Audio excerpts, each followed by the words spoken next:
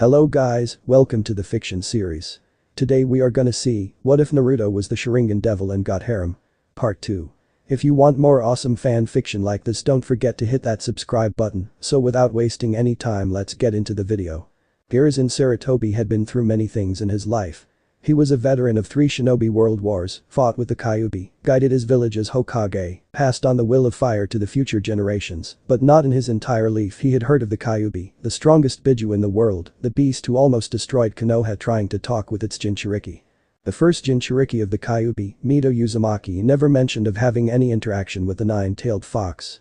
Nor did Mito's niece Kushina Uzumaki had any type of contact with the nine-tailed demon fox during her life.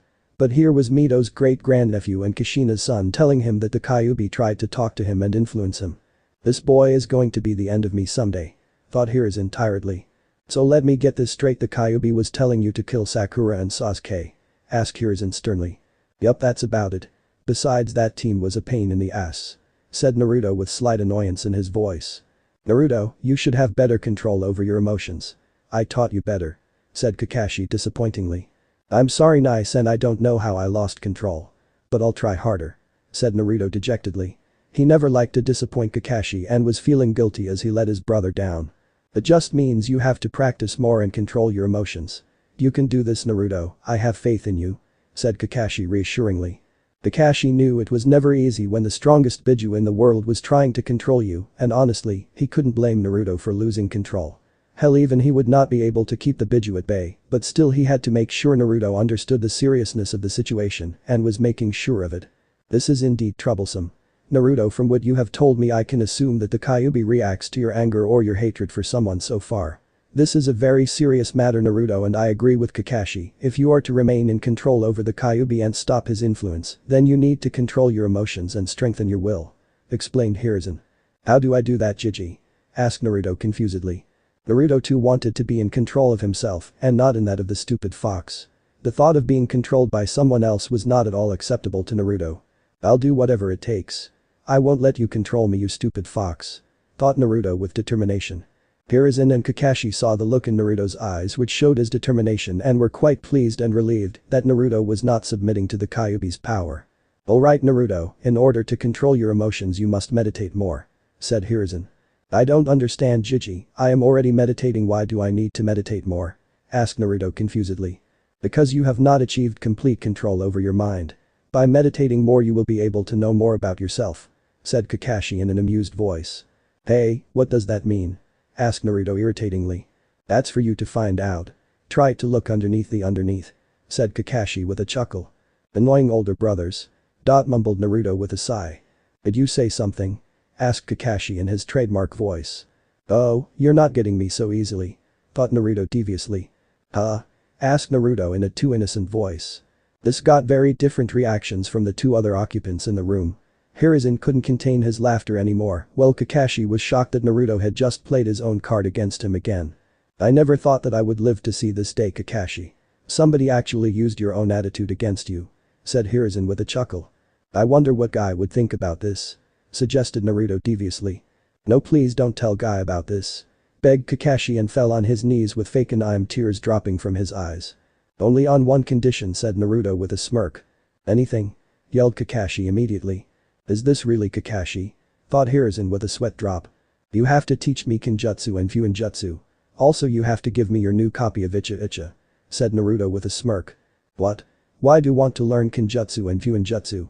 Asked Kakashi and Hiruzen in unison, ignoring Naruto's demand for Icha. As you know, my dream is to join the Anbu, and every Anbu member must learn Genjutsu, and I want to learn a 2BQ, so if I start learning now I would be able to master it in a few years, or at least be decent enough for Anbu standards. And as for Fuinjutsu, I find it to be interesting. Explained Naruto. Well, I can teach you Genjutsu, besides you have learned many ninjutsu, and your Genjutsu illusions are impressive, and your Taijutsu is good too. But I'm not much skilled in Fuinjutsu. Where did you learn about it? Asked Kakashi. Well, it was mentioned in the academy that the 4th was very skilled with Fuinjutsu.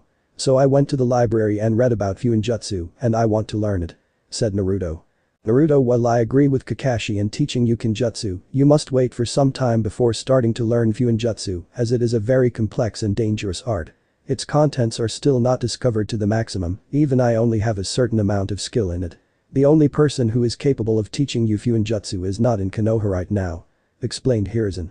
"You mean Jiraiya, the legendary Sannin," said Naruto. "You know Jiraiya is a Fuinjutsu master?" asked Hiruzen with slight shock.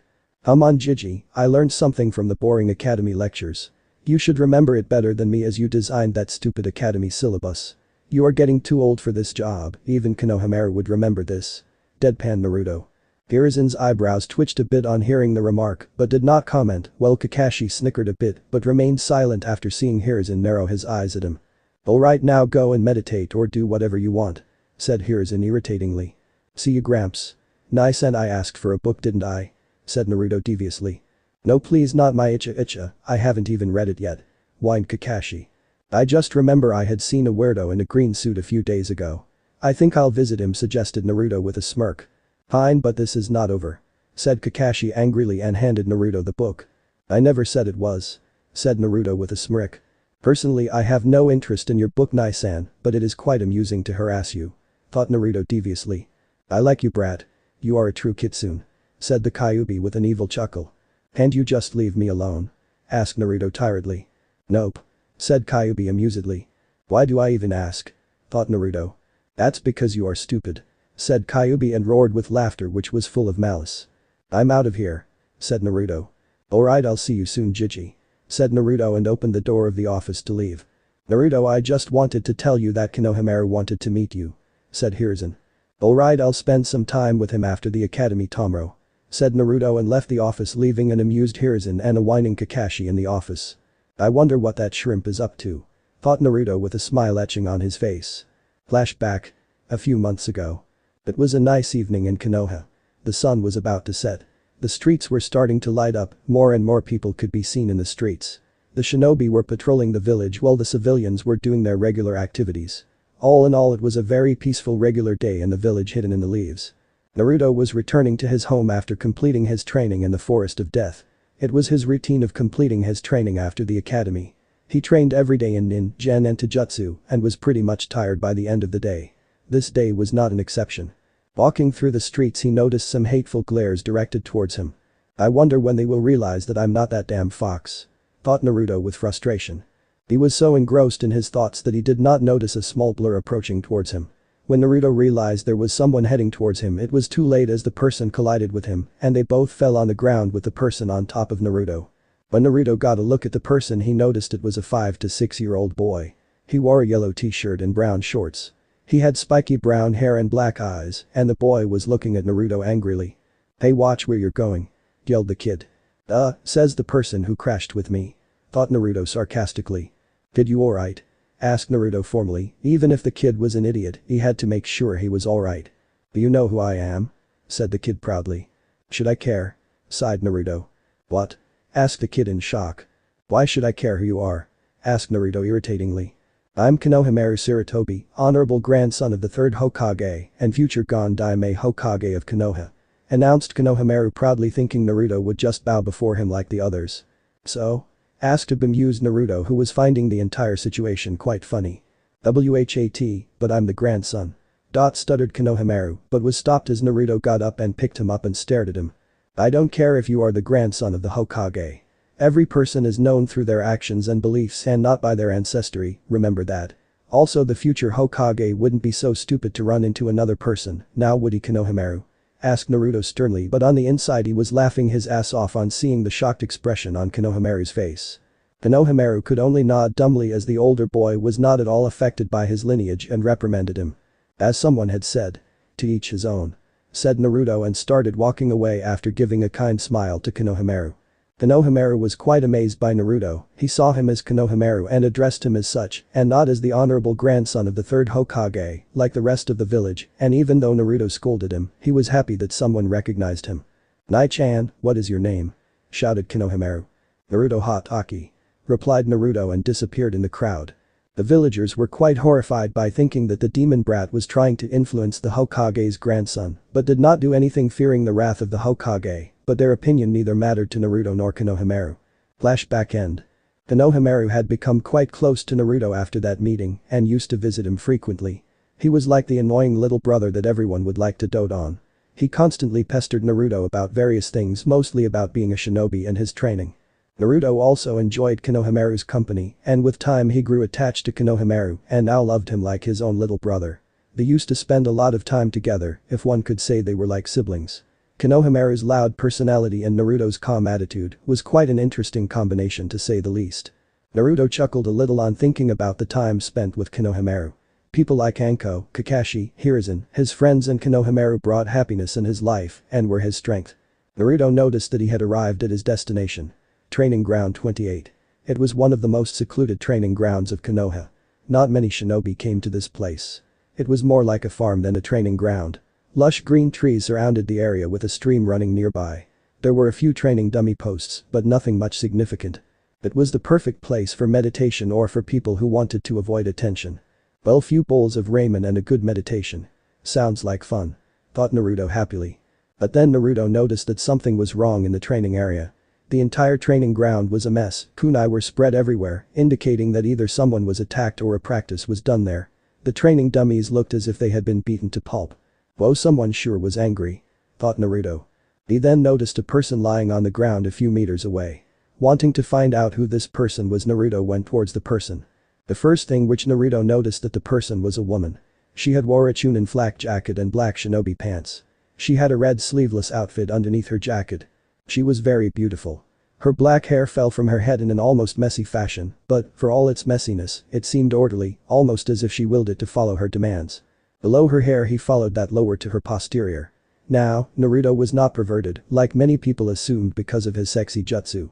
As such, he was surprised when a bit of blood leaked from his nose when he looked at the woman's sexy ass.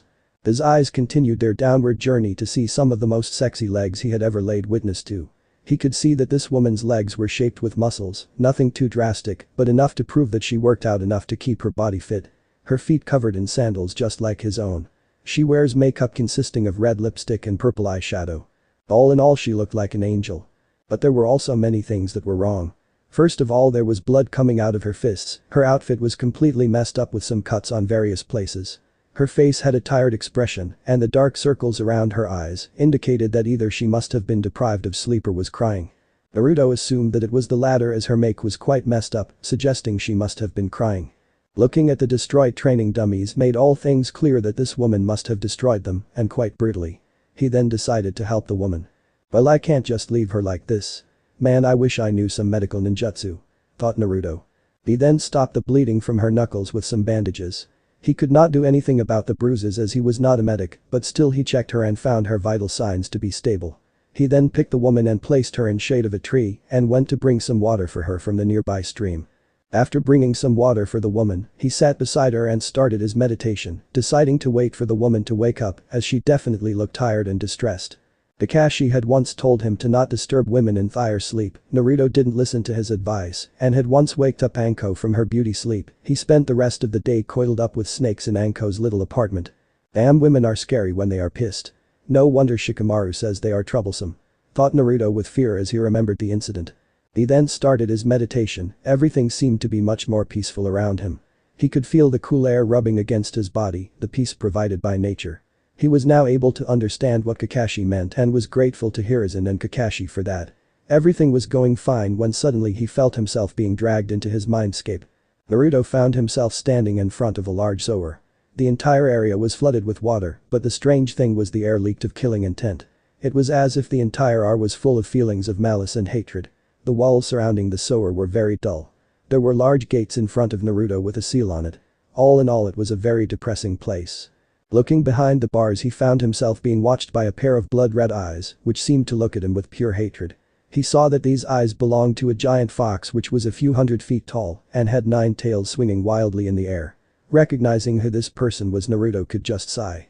Why can't he just leave me alone for some time? Thought Naruto with frustration. The Kyuubi was sometimes as annoying as Sakura.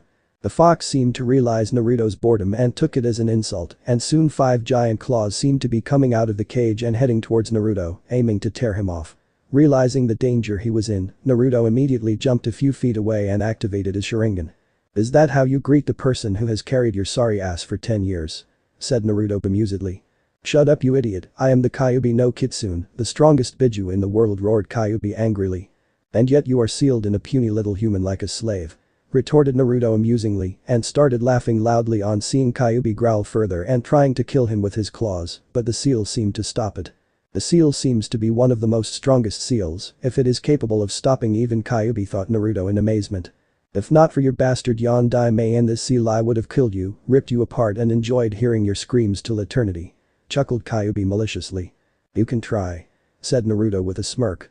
"If this wasn't enough, you have those damned eyes," muttered Kyuubi, which went unnoticed by Naruto. "What did you say?" asked Naruto suspiciously. "Why the fuck should I tell you?" retorted Kyuubi bemusedly and laughed on seeing Naruto's eyes twitching a little. "Listen Kyuubi, you and I both didn't want this. You being sealed in a human and me bearing all the hatred because of all the shit you caused. I don't know why you attacked the hidden leaf, and personally I don't care," said Naruto tiredly. "You don't?" asked a curious Kyuubi. "There are a few reasons, first some people deserved it," said Naruto a little angrily. "Oh, is that so?" said Kyuubi with a devious chuckle. "I like you, Brad," thought Kyuubi proudly. "But not all the people deserved your wrath, and second you won't tell me even if I asked you," explained Naruto. "You are smarter than you look," said Kyuubi. "Hey, shut up you fuzzball," yelled Naruto a little childishly. Both Kyuubi and Naruto stared at each other for a few moments angrily. Both seemed to be pretty determined to not back down, but in the end Naruto averted his eyes, while Kyuubi had a smirk on his face on getting his victory. "Look Kyuubi, at least bear with me for the time you are stuck with me," requested Naruto. "Why should I do that?" asked Kyuubi arrogantly. "Because it won't end well for you if you don't," said Naruto demonically with his Sharingan piercing in Kyuubi's eyes. For a brief moment Kyuubi was quite shaken by this new Naruto. He could see a younger version of Uchiha Madara and the masked man that subdued him. There was a lot of darkness in Naruto.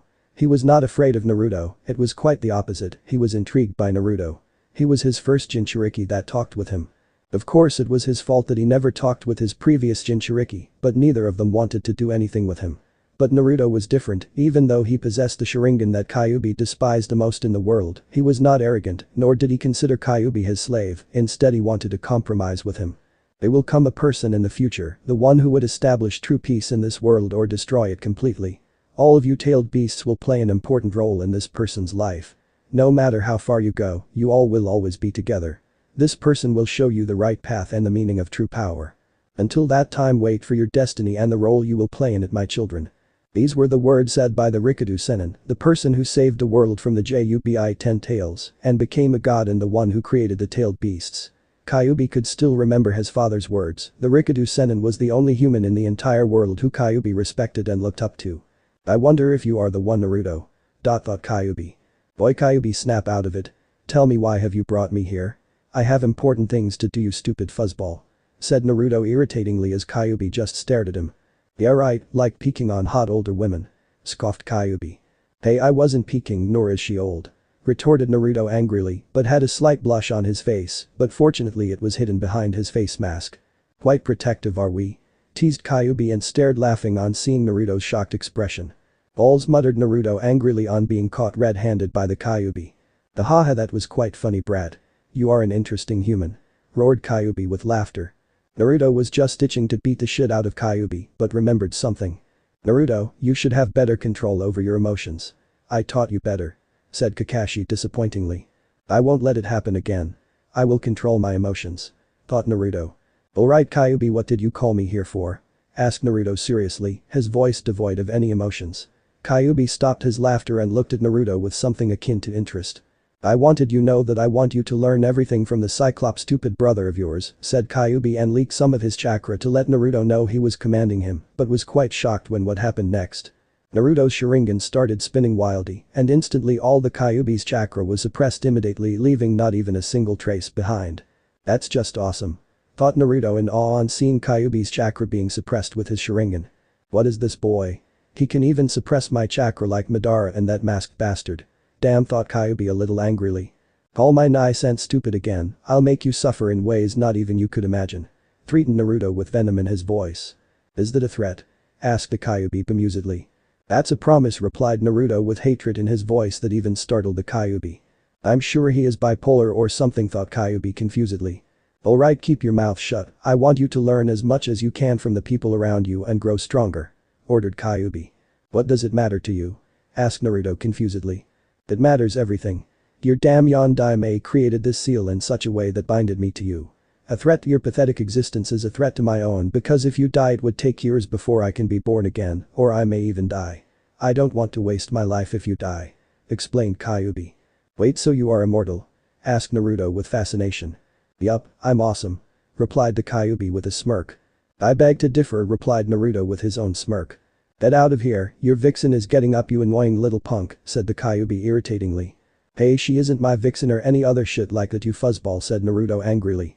"Is that so? Then why were you watching her ass with lust in your eyes?" asked Kyuubi with a smirk.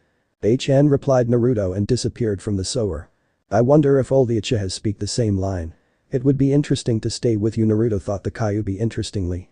Naruto slowly opened his eyes and saw nothing had changed in his surroundings during his talk with the Kyuubi. The Kunoichi was still slowly opening her eyes. Seeing this, Naruto went towards her. "You alright?" asked Naruto in a concerned voice. The Kunoichi rubbed her eyes a few times before staring briefly at Naruto. Naruto was mesmerized by the women's eyes. They were very distinct ruby red colored eyes with 2 black rings within them. "Her eyes are so beautiful, I wonder if it is a Dojutsu," thought Naruto with a light blush. "Stop staring at her, you idiot," yelled Kyuubi. "What's wrong, you fuzzball? I'm just looking at her eyes," stated Naruto simply. "If you don't want to be kicked in the balls, stop staring," said the Kyuubi loudly, making Naruto cringe a bit. But deciding to follow Kyuubi's advice this once, Naruto averted his eyes from the women. "Who are you?" the woman asked sternly.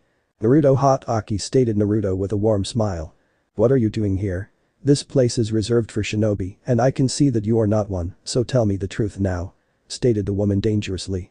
"Gee, is this the thanks I get for helping her?" thought Naruto sarcastically. "Yes, you are right, I am not a shinobi, but an academy student, but I do have permission to come to this training ground," said Naruto. "On whose authority?" asked the woman. "Lord Hokage himself. If you don't believe me, ask him yourself. Now can you please stop your interrogation?" said Naruto irritatingly. "Woman, it's just that no one other than shinobi are allowed here, but I'll try to trust you and ask Lord Hokage about this," said the woman softly. "Thank you, miss." Asked Naruto. "Kurenai Yuhi," said the woman. "Dear Kurenai-san, I've stopped the bleeding from your knuckles as best as I could, but I can't do anything about the bruises as I'm not a medic." "Gomen," said Naruto sincerely and offered her water, which she drank after giving Naruto a calculating gaze that it wouldn't end well for him if something was wrong, but nothing happened. "Arigato, Naruto-san, but I have a few questions for you," said Kurenai. "You can call me Naruto. Well, I have some questions for you too, but please ask your questions first," said Naruto simply, and Kurenai gave him a grateful nod. "Alright Naruto, you said your last name was Hatake. I know only one person in Konoha who has that last name, and he doesn't have any blood relative alive now. Care to explain?" said Kurenai. "Yes, you are right, my real name is Naruto Uzumaki, but after Kakashi Nai-san adopted me I changed my name," said Naruto. Kurenai's eyes widened a little on hearing Naruto's real name, but schooled her features immediately. "Do you hate me for what's sealed in me?" asked Naruto sadly after noticing Kurenai's shock. Kurenai was shocked to learn that Naruto was aware of what was sealed in him, and even more shocked when he was able to read her emotions. "No Naruto, I do not hate you," said Kurenai with a smile. "Why?" asked Naruto suspiciously. "I know the difference between a jailer and a prisoner, and I have faith in the Yondaime's ability, and seeing that you helped me proves I was right, you are not what people think," said Kurenai, giving Naruto a warm smile. Naruto was happy to hear that there was at least another person in the village who saw him as Naruto and not the fox. "Arigato Kurenai-san," said Naruto warmly. "Call me Kurenai, now I just wanted to know, what were you doing here? You were not peeping, were you?" asked Kurenai menacingly with a dark tone. No Kurenai, I just came here to meditate in order to relax. I swear I wasn't peeping on you, I didn't even know you were here. I just saw you injured and helped you, I didn't do anything perverted," said Naruto instantly. "It's alright Naruto, relax, I think I can believe you are saying the truth," stated Kurenai with a smile. "You believe me? But you don't even know me," said Naruto in confusion. "Yes, I only met you now, but I find truth in what you are saying, and you wouldn't lie to me, would you?" questioned Kurenai. "No Kurenai, I am not lying, and thanks for trusting me. Can I ask you a question?" asked Naruto. "I'll answer your question only if I believe that it is in my power to answer that," said Kurenai firmly. "Fair enough, why were you crying?" asked Naruto. Kurenai's eyes widened on hearing that Naruto had caught her so easily again. She then remembered how her life had went from better to worse. Kurenai had been living a normal life as a shinobi, that was until 6 months ago the Hokage had assigned her a specific mission. She was just a chunin of the village and was one of the best Genjutsu specialist of Konoha. As a result, the Hokage had given her a mission of teaching Yakumo Kurama, the clan heir of the Kurama clan, to control her powers. The girl had enormous talent in Genjutsu, which was even more than Kurenai, but the girl was mentally unstable. She had a dual personality that acted as a defense against any of her insecurities and was preventing her from controlling her powers and becoming a shinobi. Yakumo's instability was such that she had murdered her own parents by accident and was not even aware of it. Kurenai tried to help the girl in controlling her powers.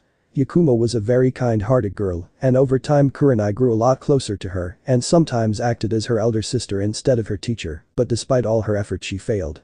Yakumo's inner demon was highly unstable and as such was a threat to the village.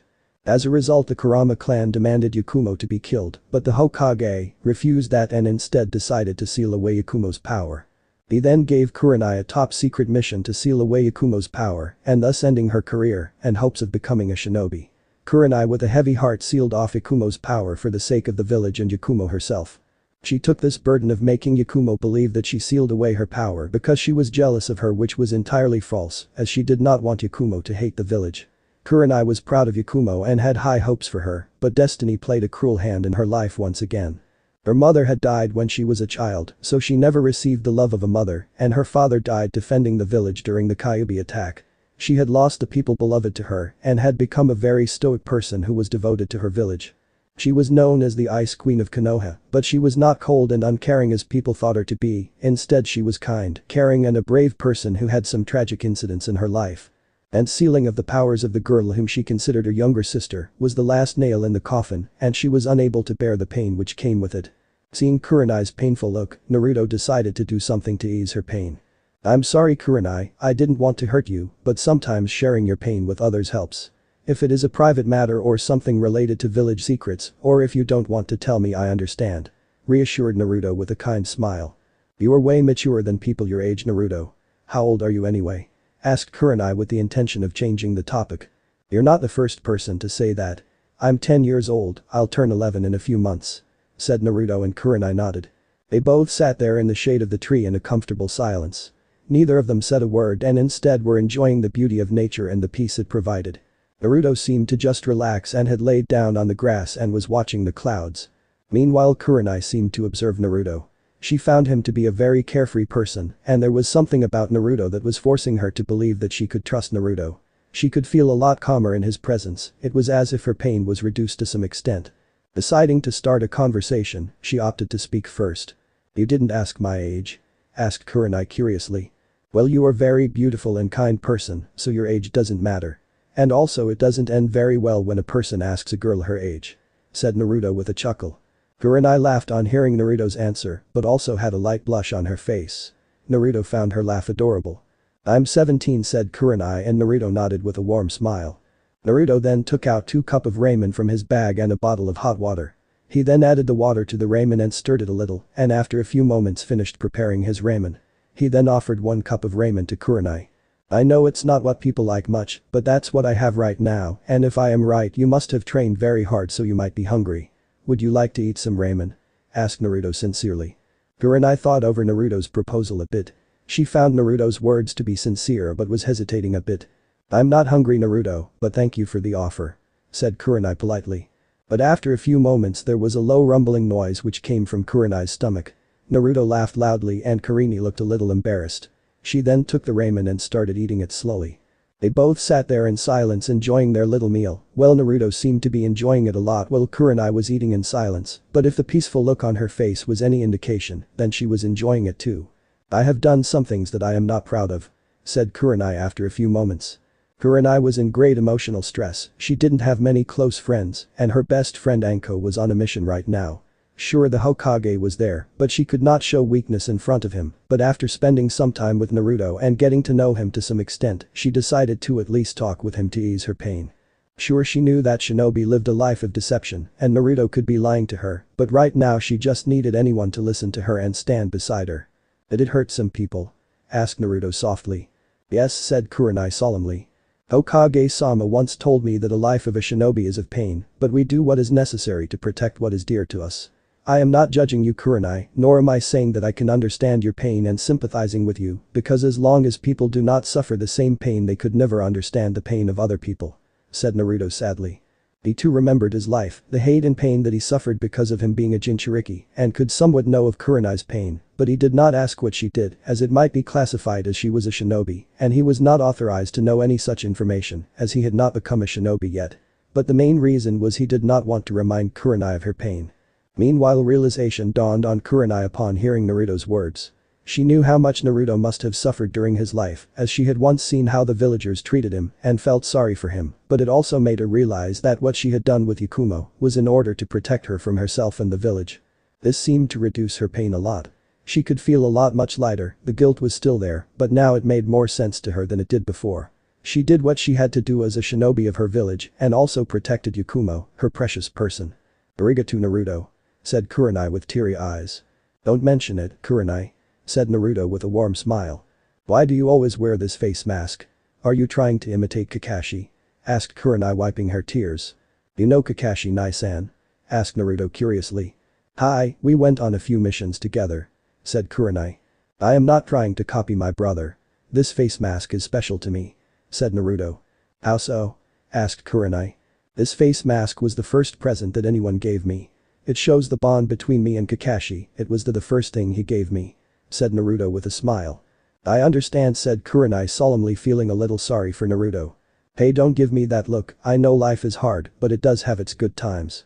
Besides, this face mask looks cool on me, doesn't it?" asked Naruto with a little laugh. "Yes, it looks good on you," said Kurenai with a soft chuckle. "Hey Kurenai, you are a Chunin, right?" asked Naruto suddenly. "Yes," said Kurenai skeptically, not sure where Naruto was heading. "Which is your strongest area in shinobi arts? I mean ninjutsu, genjutsu, taijutsu, kinjutsu, or fuinjutsu?" asked Naruto with excitement. "I am skilled in genjutsu and a little bit skilled in fuinjutsu," said Kurenai. "Really? Genjutsu and fuinjutsu?" asked Naruto. "Why, do you have any problem with genjutsu or fuinjutsu?" asked Kurenai, feeling a little insulted. "No, not at all, Kurenai. Genjutsu is a very skilled shinobi arts, as well as fuinjutsu. I find it very interesting, a shinobi could easily complete his mission if he could just disable an enemy's senses and distract him. This would avoid time wastage and some bloodshed, also the mission could be completed much subtly. But I am not much skilled in genjutsu," explained Naruto a little sadly. He did not mention that he could cast strong illusions with his Sharingan as it was a secret. "Oh, I thought you didn't like genjutsu. What problems do you have? I might be able to help you as I am skilled in this art," said Kurenai with a smile. She was quite happy that Naruto did not underestimate genjutsu like many shinobi, instead wanted to learn it, and as she was a genjutsu master, decided to help Naruto a little bit. "Kakashi says that I have very large amount of chakra and as a result I have not mastered enough chakra control to cast genjutsu, but I can dispel genjutsu as taught in the academy," said Naruto honestly. "That makes sense, considering Jinchuriki always had large chakra reserves. No wonder he has difficulty in controlling his chakra," thought Kurenai. "Well, I can help you achieve good chakra control in order to let you train in Genjutsu," offered Kurenai. Naruto was quite surprised on hearing Kurenai's answer and as such was a little skeptical about her reasons for helping him. "Why would you help me?" asked Naruto with a little doubt. "I want people to accept genjutsu as an equally skilled art as ninjutsu, and as a genjutsu specialist, I would help someone who is interested in it," said Kurenai with a smile. "Plus I would be able to do things differently this time and pass on some teachings," thought Kurenai hopefully. "Well, you've got to volunteer for your dream," said Naruto with a smile. "Thanks, Naruto," said Kurenai warmly. "Well, it's getting late, we should leave now," said Kurenai. Kurenai, would you like me to walk you home?" asked Naruto a little shyly. Kurenai just gave a curious look to Naruto. "I don't mean it in a wrong way, Hokage-sama taught me that it is a gentleman's duty to walk a lady home. I don't mean any offense, but if you don't want it I can understand," said Naruto sincerely. "It's alright, besides I would like your company," said Kurenai with a smile. "Arigato," said Naruto. "You seem to be a lot closer to Hokage-sama," asked Kurenai. "Yeah, he is like a grandfather to me, he took care of me and protected me whenever I was in danger," said Naruto. "I'm sorry, Naruto," said Kurenai a little sadly. "It's alright, Kurenai, besides I have Kakashi and my friends now," said Naruto happily and Kurenai nodded. They walked towards Kurenai's apartment, chatting all the way about different things and enjoying each other's company. Kurenai was feeling a lot better than before, while Naruto was happy in Kurenai's company. After some time they reached Kurenai's apartment. "Well, good night Kurenai, I'll see you tomorrow," said Naruto. "Meet me at training ground 28 in the evening tomorrow at 4 p.m. I'll give you some pointers there," and Naruto "Thank you," said Kurenai with a grateful smile. "Anytime Kurenai, it was nice meeting you," said Naruto with a warm smile. He then turned around and was just about to leave when someone put a hand on his shoulder. He turned around and saw Kurenai looking at him. "Would you like to be friends?" asked Kurenai softly. Would you seriously like to be friends with me? I mean I am not much liked in the village, and also I am a bit younger than you," said Naruto, but was stopped when Kurenai gave a light flick to his forehead. "Ow, what was that for Kurenai?" asked Naruto slightly rubbing his forehead. Kurenai chuckled on seeing Naruto pout a little. "Friends are not made on the basis of age, and I don't care whether some people like you or not, you are a good person Naruto, and so I would like to be friends with you," explained Kurenai. "Then friends it is," said Naruto with a wide grin. "I'll see you tomorrow Naruto," said Kurenai. "See ya Kurenai, and you have very beautiful eyes," said Naruto and disappeared in the street quickly. If Naruto would have looked back he could have noticed a deep blush and a wide smile on Kurenai's face. He had just helped Kurenai get out of her emotional stress and had made her happy. "I look forward to our friendship Naruto," thought Kurenai with a wide smile. There were very few things in life that amazed Kakashi Hatake. He was fascinated by the strength of his own father Tsukumo Hatake, who was stronger than the Sannin. Then his own sensei Minato Namikaze, who could take on armies of enemy and decimate them in minutes. Next was Itachi Uchiha, the prodigy of the Uchiha clan who decimated the Uchiha clan on his own. But none of them could ever relate to the enigma that was Kakashi's younger brother Naruto. Naruto was like the reincarnation of Itachi Uchiha. He was a true prodigy of Konoha. At the age of 10 he had already mastered many ninjutsu, was proficient with Genjutsu with his Sharingan and a good taijutsu fighter. Kakashi was not able to understand what Naruto couldn't do.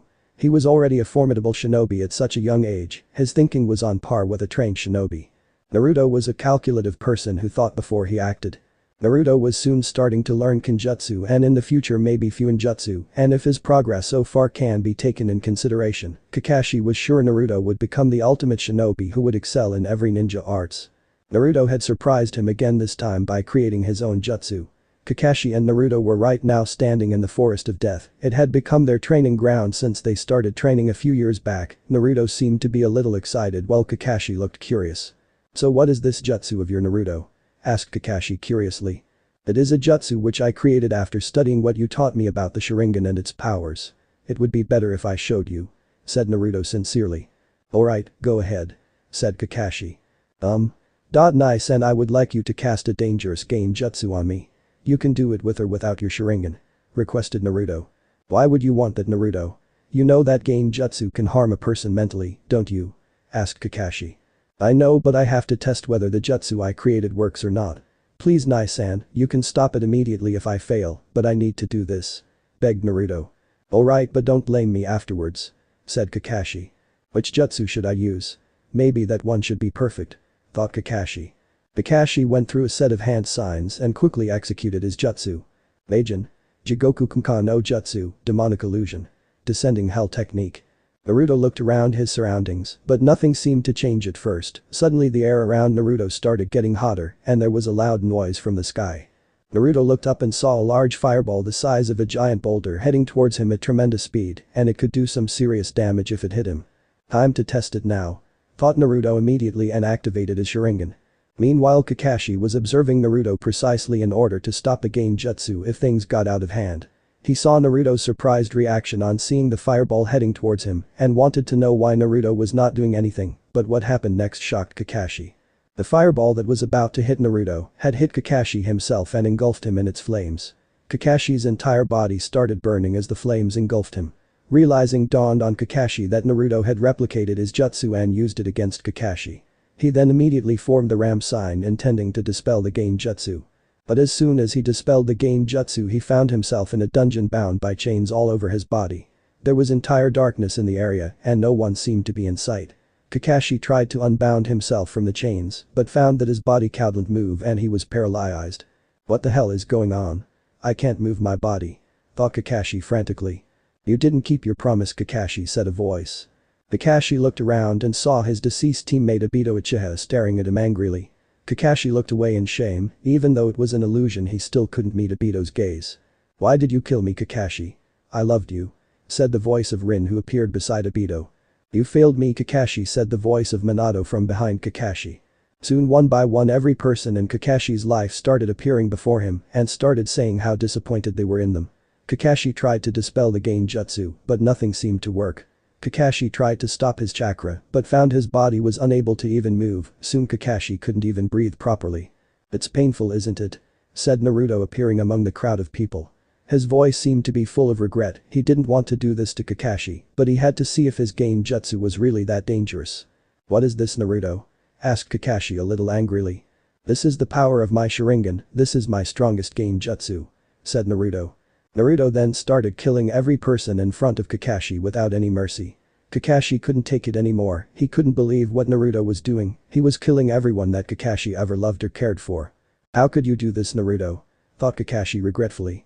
Stop it, said Kakashi angrily as he was unable to bear the Genjutsu. Immediately the chains disappeared, and instead of being in a dungeon, Kakashi found himself panting on the ground of the forest of death. The people around him had disappeared and Naruto was kneeling before him and had tears in his eyes. I'm sorry, Nai-san, I didn't want to go this far but was not able to stop myself in time, said Naruto with tears falling freely from his eyes. Kakashi was very angry at Naruto and was wanting to hit him badly, but he noticed the tears in Naruto's eyes and his regretful voice and decided that Naruto was telling the truth and he could have gone overboard. I'm fine, said Kakashi flatly. He did not want to be rude, but he was still angry at Naruto a little bit. I'm really sorry, said Naruto sadly. What was that Genjutsu, Naruto? Demanded Kakashi. Yami no Sekai no Jutsu, World of Darkness, said Naruto sadly. Yami no Sekai no Jutsu, World of Darkness? Asked Kakashi curiously. It is a Genjutsu that I can do with my Sharingan, said Naruto. How did you learn this Genjutsu? I did not teach you anything more than simple Sharingan illusion jutsu, said Kakashi. I started learning more about my Sharingan 2 years ago. You said Sharingan can copy and replicate an enemy's jutsu, so I started to dispel my Sharingan illusions with the help of my shadow clones. I found out that my Sharingan can bepize a Genjutsu and decipher how it works. For example, if I take your Meijin Jigoku Kunkan no Jutsu, demonic illusion. Descending hell technique, it affects a person's sense of smell, sight and hearing. I was easily able to copy that technique and replicated it on you instantly, explained Naruto. What? I know Sharingan can dispel Genjutsu, but how were you able to replicate my own technique against me? Asked Kakashi curiously. My Sharingan had dispelled the Genjutsu as soon as it was casted on me. I just pretended to be in your jutsu and then at the right moment I casted it against you. I was never in your illusion, it's a type of illusion reversal jutsu which uses your own jutsu against you, said Naruto. That's astonishing, but what was all that after I dispelled the Genjutsu? Demanded Kakashi angrily. Naruto winced a little on Kakashi's angry tone, but decided to keep quiet as he had went overboard and was at fault. That was the second phase of my jutsu. I knew that trained shinobi could easily dispel the jutsu and counter it, so this is where I use my Sharingan powers, said Naruto. Sharingan powers? Asked Kakashi in shock. As soon as you dispelled the Genjutsu you were in my Genjutsu. I combined this Genjutsu where you feel the effects of the Meijin Nurakumi no Jutsu demonic illusion hell viewing technique. In this stage I not only control your senses, but also use your fears against you. I control your mind in my Genjutsu and can do anything I want with you, and you will be helpless. There is very less chance for someone to break out of this Genjutsu. These are the special ocular powers of my Sharingan. It grants me the ability to control a person. I could have controlled your mind and you wouldn't even notice if I didn't want you to notice my Genjutsu, said Naruto sadly. Kakashi was left speechless after hearing this. Naruto's visual powers were so advanced than Kakashi had ever thought. Only one person in the entire history of the Uchiha clan had such visual prowess in Genjutsu, and that was Uchiha Shishi. Of course, he is the descendant of Madara's brother. They both were said to possess the strongest Sharingan in the entire Uchiha clan. But still, to be able to cast such Genjutsu at such young age is unbelievable. What else can your eyes do, Naruto? Thought Kakashi with a little fear. Are there any limitations to this jutsu? Does this jutsu harm your eyes or your body in any way? Asked Kakashi sternly. If this jutsu was harmful to Naruto then he would never allow him to perform such a dangerous jutsu. It uses a lot of chakra but does not harm my eyes in any way. It does have a few limitations, explained Naruto. I thought that this jutsu was unstoppable. Questioned Kakashi as whatever he had tried didn't work. I'm not sure about that. I think if you had used your Sharingan power at a greater level then I think you could have broken this Genjutsu. Also I cannot use this Genjutsu very often, it will take a few days before I can use this Genjutsu again," suggested Naruto. "He's right, probably my Mangekyo Sharingan could have broken it, but still it is a dangerous jutsu," thought Kakashi. "This jutsu requires me to have eye contact with my opponent, but I am a little vulnerable when I'm casting this Genjutsu. However, this Genjutsu cannot be broken easily, and you require the Sharingan to cast this jutsu, I know as I had tested it before on my shadow clone," said Naruto. "You tested it on yourself? Are you an idiot?" yelled Kakashi. The next few minutes Kakashi lectured Naruto on his reckless behavior and reprimanded him continuously. Naruto for his part hung his head in shame and listened as Kakashi scolded him. "There is one big limitation of this Genjutsu Nai-san," said Naruto a little hesitatingly. "What is that?" asked Kakashi suspiciously. "I can control a person's mind, but the longer I use this Genjutsu the more strain it puts on my eyes. My eyes started bleeding when I casted this Genjutsu on a cat for a few hours," explained Naruto a little fearfully. "Why did you lie to me when I asked you if it harms your eyes?" asked Kakashi a little angrily. "I was afraid to tell you," said Naruto honestly. "Naruto, you can tell me anything you want. This jutsu is harmful to your eyes if you use it longer than necessary, so you should not use it until necessary. Still, it was reckless of you to do this, but I am still proud of you," said Kakashi with a little smile. "You're proud of me?" asked a shocked Naruto. "Yes, Naruto, it is one of the strongest Genjutsu I have ever seen, your Sharingan is truly unique. It is probably an A-rank Genjutsu, it may even become an S-rank Genjutsu in the future," said Kakashi proudly. "Is it that advanced Genjutsu Nai-san?" asked Naruto in amazement. "Indeed it is, but never use it on your comrades," said Kakashi very sternly. "Hi Nai-san, I will never use this Genjutsu on my comrades," said Naruto sincerely. "Now I want you to inform me before you create any other jutsu as they might harm you and I don't want you getting hurt," said Kakashi seriously. "I will tell you Nai-san, if you want I can even teach my jutsu to you," said Naruto happily. "You want to teach me your own jutsu?" asked Kakashi surprisedly, but was a little happy too as Naruto trusted him enough to teach him such advanced jutsu. "I owe you a lot Nai-san, you took care of me when no one did, you trained me, educated me, provided me the love of a big brother. Everything I am today is only because of you," said Naruto with a true smile. Kakashi was left speechless after hearing what Naruto had said. He truly loved Naruto like his own little brother and was happy to see that Naruto felt the same for him. "I'll try to learn your jutsu and tell you what, since you are willing to teach me your own jutsu I shall teach you mine," said Kakashi happily. "Your personal jutsu?" asked Naruto in an excited voice. Kakashi had indeed taught him many jutsu, but never was one of them his own, and now Kakashi was willing to teach him his own jutsu, this was a big honor. "It's called the Chidori," said Kakashi and created a blue ball of chakra in his right hand. The jutsu became visible and was making a loud chirping noise. "Oh Nai-san, that is so cool, what does it do?" asked Naruto curiously. Kakashi then charged towards a nearby tree and smashed his Chidori through it with a loud noise. The tree was teared apart from the attack and had a large crater at the point of impact. "Amazing," said Naruto with fascination. "It is an A-rank assassination jutsu which I created few years ago," said Kakashi. "Please will you teach me this jutsu, Nai-san?" asked Naruto excitedly. "I'll teach you that but not right now. Let's begin our training for now," instructed Kakashi. Naruto and Kakashi then continued their training for the next few hours. Their main focus of training was based on improving Naruto's form of taijutsu, he had indeed improved his style of fighting. Naruto's fighting style was dependent on his speed and agility, Anko had indeed trained him well with the Hibi style, while Kakashi had taught him the Uchiha's intercepting fist, which taught him how to read and interpret an enemy's movements, and combined that with the Hibi style, made Naruto's taijutsu formidable. After a few hours of training we find a tired-looking Naruto and a little exhausted Kakashi sitting near a lake in the forest of death, both seemed to be relaxing after a hard training session.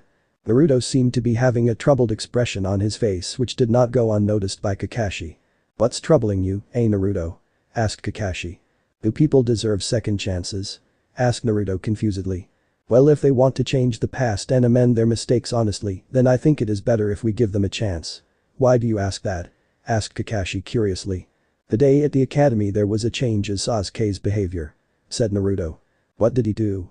asked Kakashi curiously. "He sent me a respectful nod instead of the usual disinterested look which he gives to everyone and did not insult anyone. He was acting a little strangely as compared to his normal behavior," explained Naruto. "Maybe he realized his mistakes after his spar with you Naruto," suggested Kakashi. "Why do you think I should even give him a chance? He is just an arrogant stuck-up prick," said Naruto a little angrily. Look Naruto, I'm not trying to defend Sasuke, but try to look at his life. His own big brother murdered everyone he loved, he lost everything in the blink of an eye. He is alone right now with no friends and family, and his goal is just to kill his big brother and bring justice to his clan. He is walking the path of revenge and he needs a friend right now. All I'm saying that if he shows signs of change and wants to be friends with you, at least give him a chance, because in a way you and Sasuke are brothers," explained Kakashi. "I understand and I think I'll reserve my judgment, and if he wants to change I'll help him," said Naruto with a small smile. "Now that's the Naruto I know," said Kakashi playfully. "I met someone yesterday, Nai-san," said Naruto suddenly. "Who was this person?" asked Kakashi a little seriously. "Her name was Kurenai Yuhi," said Naruto. "Kurenai? Where did you meet her?" asked Kakashi curiously. Naruto then narrated the entire incident about how he found Kurenai and he helped her and his new friendship with Kurenai and her offer for help in improving Naruto's Genjutsu. "Well, Kurenai is a nice person, I don't have any problem as long as you tell me or Hokage-sama about what she teaches you. Though I would like if you tell me," said Kakashi. "I would tell you, but what can Kurenai teach me? You seem to be good in Genjutsu, how can she help in improving my Genjutsu?" asked Naruto with a little doubt in his voice.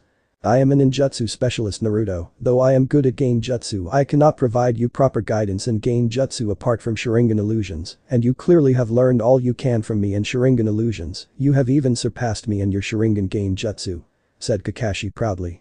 "Thanks Nai-san, that means a lot to me," said Naruto. "I do want to know why you need to learn Genjutsu. Your Sharingan illusions are more than enough," suggested Kakashi. "I do not want to be dependent entirely on my Sharingan for Genjutsu. There may be battles in which my Sharingan can't help me, there I can use my own Genjutsu without the Sharingan. You taught me to always have a contingency plan," explained Naruto. "That's understandable, but even though Kurenai is a nice person and a friend of mine said Kakashi, but was cut off by Naruto. "You should never trust anyone blindly, Shinobi Rule 38, said Naruto with a smirk. "Smartus," said Kakashi with a smirk and bonked Naruto on the head. I know I won't reveal anything important to her until I can trust her," said Naruto. "That's good," said Kakashi. "Well Nai-san, I'll go to training ground 28 to meet her. I have to meet her after some time," said Naruto and got up to leave. "Naruto, if you find anything suspicious, report it immediately to me. If you are in trouble, call me, don't try to be a hero," said Kakashi, giving Naruto a stern look. "I will," said Naruto. Naruto had just reached the eastern gates of the Forest of Death when he sensed a few number of chakra signatures headed his way. Acting on instincts, he immediately took out a kunai and got into a battle stance to face whoever or whatever was headed his way. Now, Naruto was by no means paranoid, but he knew not many people came to the Forest of Death. Only a selected few Anbu and Anko visited the Forest of Death. So his pursuers were most probably Anbu, and so it was pointless to run when the Anbu had gotten very close. Naruto knew he was probably a Jounin level ninja, but even he was not capable of taking on an entire squad of Anbu. He knew he had just told Kakashi that he wouldn't do something reckless, but he had no choice as there was no time. Naruto's suspicions were proved correct when a squad of Anbu Black Ops landed nearby him. These Anbu had the same faceless masks that the Anbu that had attacked Naruto a few years ago. "They are the same Anbu. What do they want with me?" thought Naruto and got ready to fight. "We do not wish to fight you, Naruto-san," said the female of the group in a stoic voice. "Then why are you here?" asked Naruto suspiciously. "We just want to deliver a message to you," said the female Anbu. "From whom?" asked Naruto. "Danzo-sama wishes to speak to you," said the female Anbu. "Why would I want to meet him? The last time when one of you showed up they tried to kill me," said Naruto angrily. "Danzo-sama wishes to talk with you about your father," said the female Anbu. Naruto was shocked to hear this, all of his anger just vanished. He always wanted to know who his father was, and despite everything he couldn't find anything about him. If this Danzo knew something about his father, then he would meet him regardless of the dangers. "Who is this Danzo-sama you talk about? And how can I trust you?" asked Naruto, giving the Anbu a stern look. "We do not wish to harm you, Naruto-san. All of your questions will be answered by Danzo-sama. It is your choice if you wish to come or not. If you do not want to come with us, we will leave you immediately," replied the female Anbu without any emotion in her voice. Naruto thought about it for a few moments. There was risk, but if he could find out about his father, then he would make a deal with the devil himself. "Alright, I'll come with you, but if I find anything suspicious I will kill you," said Naruto sternly. "Very well, but we will cover your eyes as the place we are going is of high security," said the female Anbu, and Naruto nodded a little hesitatingly. The female Anbu then put a hand on Naruto's shoulder and Naruto felt himself being shined. For the next few minutes Naruto could feel descending down multiple stairs. After a few moments the Anbu stopped and opened Naruto's blindfold. The first thing which Naruto noticed that he was in a dark room, there was no furniture in the room. It was plain, there were a few pictures of Konoha and a picture of the Nidaime Hokage on the wall. Naruto found these characteristics to be very strange. Naruto heard the sound of a cane making contact with the ground. He looked towards that direction and found a man standing there. He had black shaggy hair. The man appeared to be old, probably the same as the Hokage, if the wrinkles on his face was any indicator. He wore a grey robe which covered his entire body and had his right hand wrapped in it. The man's right eye was covered by bandages and he was looking at Naruto with a neutral expression. "You must be Danzo?" asked Naruto flatly. "Indeed I am Naruto, I wish to speak with you," said Danzo with a neutral tone in his voice. "What do you know about my father?" asked Naruto immediately. "Straight to the point I see, but before I tell you about your father what can you tell me about these two pictures?" asked Danzo and pointed to two pictures on the wall with his cane.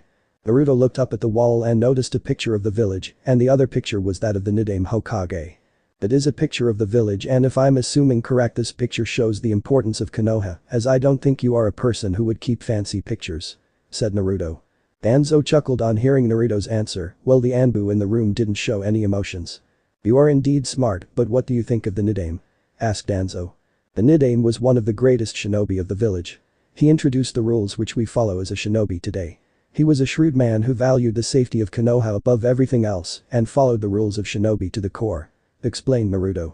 "It seems Kakashi has trained you well," said Danzo. "How do you know Kakashi Nai-sen is training me?" asked a shocked Naruto. "I know everything about you Naruto. I even know about your Sharingan," said Danzo suddenly shocking Naruto. "That's impossible," said Naruto disbelievingly. "We live in a world of deception and lies Naruto. What you see may not be the reality, every person likes to live in their own fantasies. But I know everything about Konoha and everything about you," said Danzo with a smirk. Naruto didn't know what to say, this man knew almost everything about him and if he knew about his Sharingan then what other secrets did this man know about his life? Naruto decided to find out what this man knew. "How do you know about my Sharingan?" asked Naruto sternly. "Before I answer that, let me ask you something, why do you think the Yondaime sealed the Kyuubi in you?" asked Danzo strictly. Again, Naruto didn't answer and remained silent. Danzo took it as a cue to continue his explanation. "You were made the Jinchuriki of the Kyuubi in order to protect Konoha. Also the only people who are capable of containing the Kyuubi in their body were Uzumaki as they had exceptional chakra which was necessary to control the strongest Biju of this world. But after the destruction of the Uzumaki clan during the Third Great Ninja War, there were not many Uzumaki left. You should know this as your mother was the second Jinchuriki of the Kyuubi, while your great-grandaunt was the first Jinchuriki of the Kyuubi," explained Danzo. Naruto couldn't move, it was as if the world had just stopped around him, his mother was the Jinchuriki of the Kyuubi and his great-grandaunt too. Many questions were arising in his mind and Danzo read Naruto's emotions and decided to explain further. "You now understand that the Yondaime didn't choose you just because he wanted to make you a Jinchuriki, but he did it because he had no choice," said Danzo calmly. Naruto's respect for the Yondaime increased as he now understood that the Yondaime was forced to do this to him and if he was in the Yondaime's place, he would have done the same to protect his family and village. "But that was not the main reason the Yondaime chose you to bear this burden," said Danzo. "Why did he do it?" asked Naruto neutrally not displaying his feelings to this man. "It was because he trusted his son the most in the entire world with such power and wanted you to protect the village," said Danzo sternly but was quite confident that this would prove to be the most shocking thing Naruto had ever heard and now he could put his plans into motion. "The Yondaime was my father?" asked a shocked Naruto. He couldn't believe that his own father was the fourth Hokage, the person he admired the most in the world, the person who gave him this burden was his own father. "Yes, Minato Namikaze, the Yondaime Hokage of Konoha was your father. You are his legacy. I guess Hiruzen didn't tell you about this, didn't he?" smirked Danzo. "No, Jiji didn't tell me anything about my father. He told me he would tell me when I was older," said Naruto. "There are many things that Hiruzen has kept in the dark from you. I'm sure he didn't even tell you that you have a relative who is alive," said Danzo with a smirk. "There is someone alive from my family?" asked Naruto hopefully. He was grateful for having Kakashi as his brother, but if there was someone alive from his family, then Naruto would wanted to find them out. "Yes, her name is Tsunade Senju. She is the granddaughter of Mito Uzumaki, who was the Shodai Hokage's wife and your great-grandaunt. Tsunade is your mother's cousin sister and is your aunt," explained Danzo. Naruto was feeling a large number of emotions. A part of him was happy that he had an aunt that was alive, and Tsunade Senju, of the legendary Sannin, was related to him. He also felt anger against Hiruzen for hiding all of this from him and was also confused as why Tsunade had never even came to see him even once. Hiruzen didn't even tell you that you had a godfather, didn't he? Asked Danzo deviously. The godfather? Asked Naruto disbelievingly. Yes, Jiraiya of the Sannin is your godfather, said Danzo. Naruto's anger was increasing with every passing moment. His real family had abandoned him, his Jiji had kept all of this in the dark from him, and his so-called family had not even came to see him once or cared if he was alive or not. Seeing Naruto getting angry, Danzo decided to hit the nail in the coffin. Before you jump to any conclusions, you must know that Tsunade did not abandon you, said Danzo. What do you mean? Asked Naruto curiously. She was the one who adopted you first when you were an infant and took care of you for 3 years, explained Danzo. She adopted me? Asked Naruto warmly. He felt happy that his aunt had at least not abandoned him, but he also wanted to know what happened with her and how did he end up in the orphanage before Kakashi adopted him. Yes, this was one of the biggest secrets of Konoha. She loved you like her own son and wanted to be your mother, but Hiruzen took her away from you, explained Danzo. Why did Jiji do this? Asked Naruto on the verge of tears. He didn't do this because he personally hated you but was forced to do it. Tsunade was taking care of you in a secluded part of the village, which was closely guarded by the Anbu Black Ops, but she didn't want to stay in the village due to some personal reasons and was also worried for your safety, so she wanted to leave the village, but as you are a Jinchuriki. You are an asset of the village like every shinobi, and so she couldn't take you with her, and Hiruzen was forced to make you stay in the village, as he couldn't allow you to be taken away from the village, as other nations may kidnap you for your power, explained Danzo. Tsunade Oba-chan, thank you for being there for me. No matter what happens I will find you, thought Naruto. However, Jiraiya never cared for you even if he was your godfather, he didn't even came to see you once and instead focused on his spy network, said Danzo evilly. With each passing moment Naruto didn't know what to feel. A part of his mind couldn't believe that the Hokage whom he considered his grandfather had done this to him. Hiruzen had taken away his only living family, a woman who loved him like a mother was taken away from him, his own godfather had abandoned him. This was greatly painful for Naruto. On the other hand, irrational thoughts were rising in his mind that whether all of this was true or was he being manipulated. How do you know all of this? How can I even believe that what you said is the truth? Asked Naruto suspiciously. I am an elder of the village and as such I know many things about the village as I served on the council. And what I'm telling you is the truth, whether you want to believe me or not is all up to you. I have never lied to you like Hiruzen and have told you your truth, said Danzo. What do you want from me? Asked Naruto tiredly. Many of his beliefs were shattered due to these revelations, and his trust in people had shaken up tremendously. I only want you to protect Konoha. I know some people in the village do not like you, but you should not get affected by it. Think of the sacrifices made by your father. He sacrificed his own life to save the village and entrusted the village's future to you by granting you the power of the Kyuubi. Your father was a true shinobi, said Danzo. Naruto could clearly understand what Danzo was saying. His father, the Yondaime Hokage of Konoha, had entrusted everything to him and it was his duty to protect the village.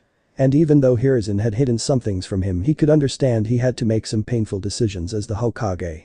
I am not telling that Hiruzen hates you, but he only did what was best to protect you. But Hiruzen is too soft, he lacks the will to take harsh decisions when it comes to the safety of Konoha. One of his biggest mistakes was letting Orochimaru, one of the biggest traitor of Konoha, to live because he got swayed in his emotions over his prized student, explained Danzo. Naruto agreed with Danzo that Hiruzen should not have let Orochimaru live. Naruto did not like Orochimaru, he hated him, he was responsible for Anko's miserable life. He had branded Anko with the curse seal and had destroyed her life. Naruto loved Anko like his elder sister, and if Hiruzen had just killed Orochimaru, then Anko's life would have been different. Instead of living a life of being hated, she would have been able to live a happy life. This was one of the biggest regrets that Naruto had of Hiruzen. A ninja world is an ascetic world. A true shinobi controls his emotions and serves in shadows in order to protect the village and strengthen the nation. The village is all that matters and nothing else. Self-sacrifice is the way of true shinobi, to be ready to sacrifice anything and do what is necessary in order to protect the village is the duty of the true shinobi. This was the will of the Nidaime Hokage, the one which your father followed to the core, explained Danzo. Naruto was listening carefully to what Danzo was saying. He found Danzo's words to be very true, and his father had done the same thing in order to protect the village, and so had the Nidaime Hokage. You are truly special and are the legacy of Minato, so I kept tabs on you. And as for how I know of your Sharingan, do you remember the incident when you were attacked by Anbu few years ago? asked Danzo. Yes, the Anbu with the same masks had attacked me, said Naruto pointing his finger to the Anbu in the room. I sent the Anbu after you in order to test how strong you were to do your duty as a shinobi of the village, said Danzo. By killing me, you wish to test me? Asked Naruto sarcastically. I only wish to see how strong you had become after Kakashi started to train you. I did not order the Anbu to kill you, but just test your strength, however you ended up killing one of them by accident, said Danzo. Naruto lowered his head in shame, even though he had acted in self-defense he hated bloodshed, but also knew as a shinobi he may have to kill, but that doesn't mean he had to like killing people. Danzo saw the shame on Naruto's face. If any of his root had behaved in such a pathetic manner, then he would have killed them instantly, but he knew he had to be patient with Naruto if he wanted his plan to work. You should not be ashamed, their deaths were not meaningless, due to that accident your Sharingan awakened and your powers increased. They died as a true shinobi in a battle, said Danzo proudly. How can you say that for your own people? Asked Naruto angrily. Self-sacrifice is the way of a true shinobi. Their deaths were unfortunate, but I do not regret it. Instead I cherish that such shinobi served and died for the village.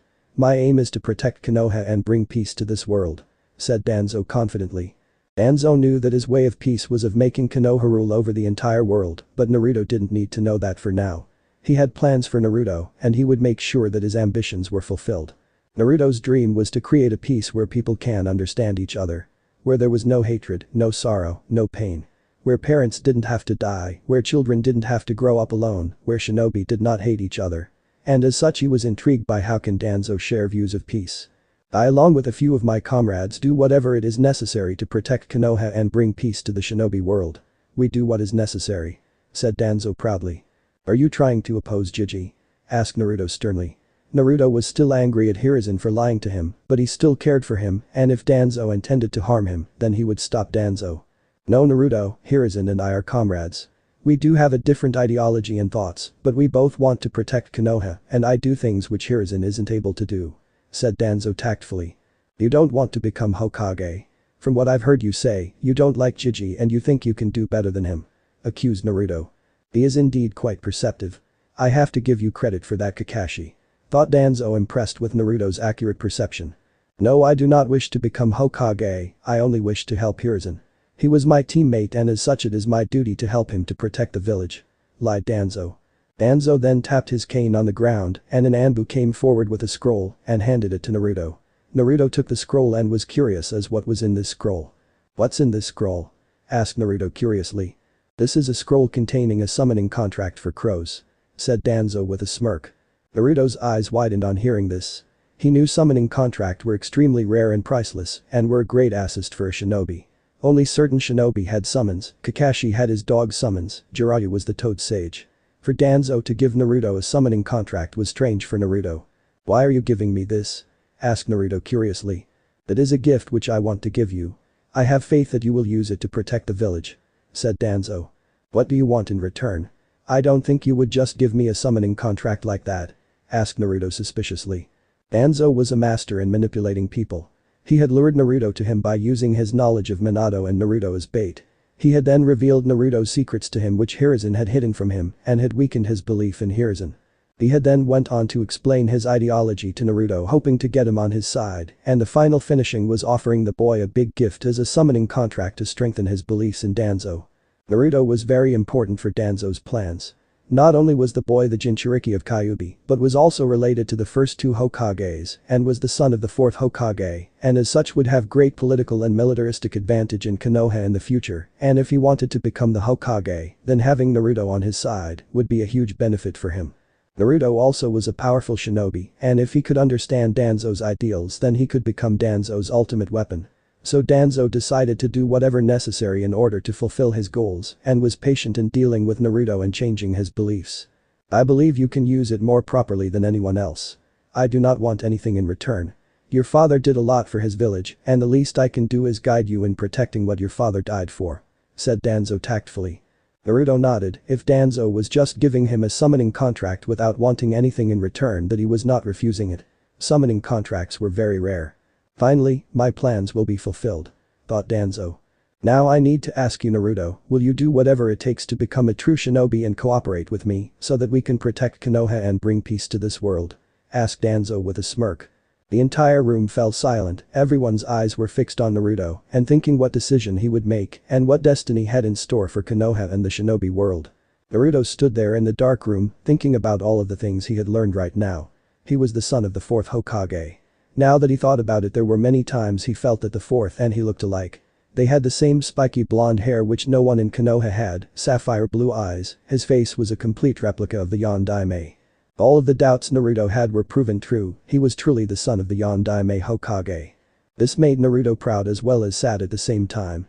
Proud for being the son of the greatest hero of the Hidden Leaf and sad because his own father had sacrificed him for the village, even if Minato's intentions were good and was for the village, Naruto resented what Minato had done to him. He had sealed a tailed beast in his own son, left Naruto for a life of misery and pain. Minato will forever be remembered as a hero of the Hidden Leaf, while he was considered a demon. And what about his mother? She was the Jinchuriki of the Kyuubi, did she also agree to seal such a monster in Naruto? Did she not love him?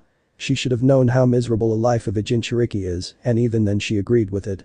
They are nothing but trash for sacrificing their own son. Thought Naruto regretfully.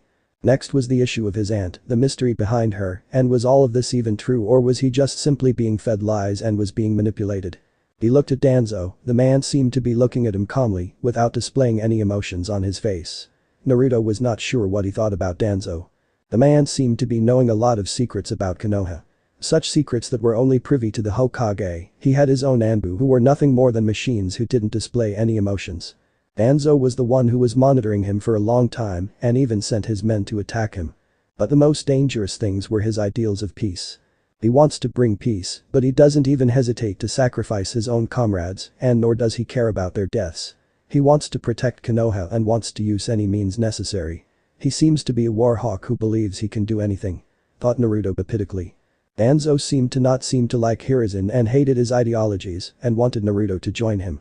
Naruto wondered why was he so important for Danzo and then the whole plan became a lot more clear to Naruto. He was the Jinchuriki of the Nine Tails, he had the Sharingan and would be a force to be reckoned with in the future.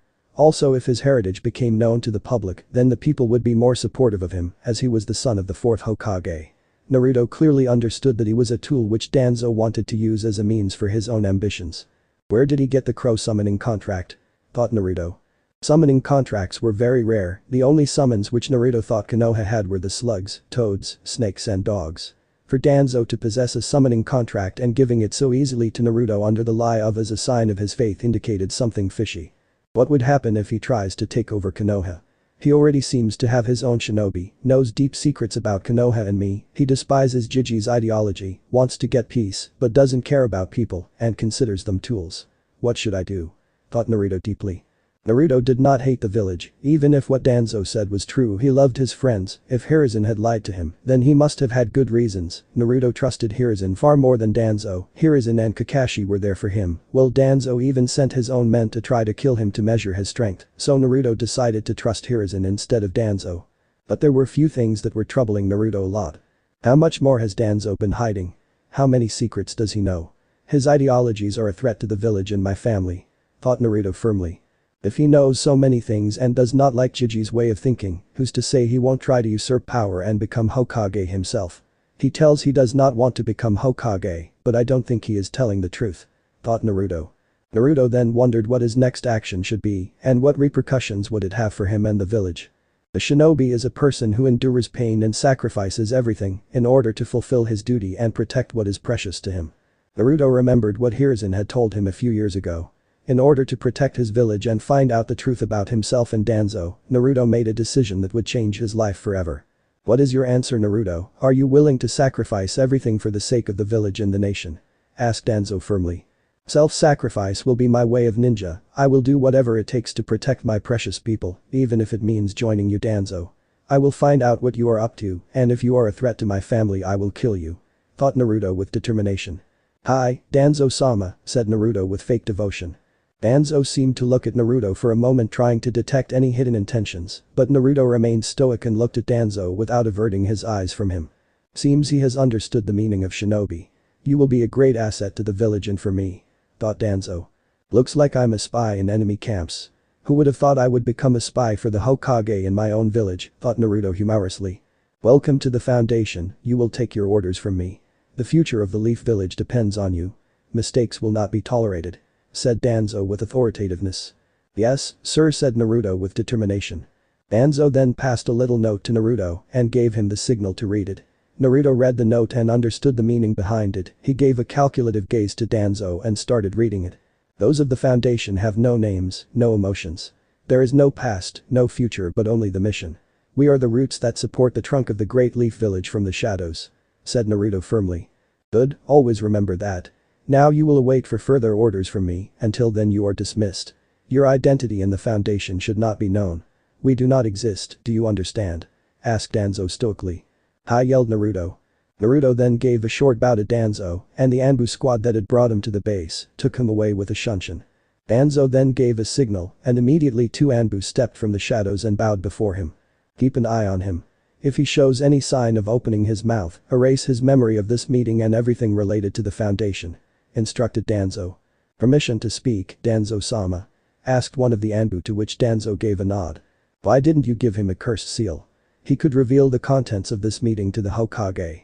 Asked one of the Anbu without emotion. I cannot place a cursed seal on him, Hiruzen or Kakashi would notice instantly, and there would be various questions that will follow afterwards. So it is your job to make sure to keep an eye on Naruto, ordered Danzo. The 2 Anbu nodded and disappeared in the shadows.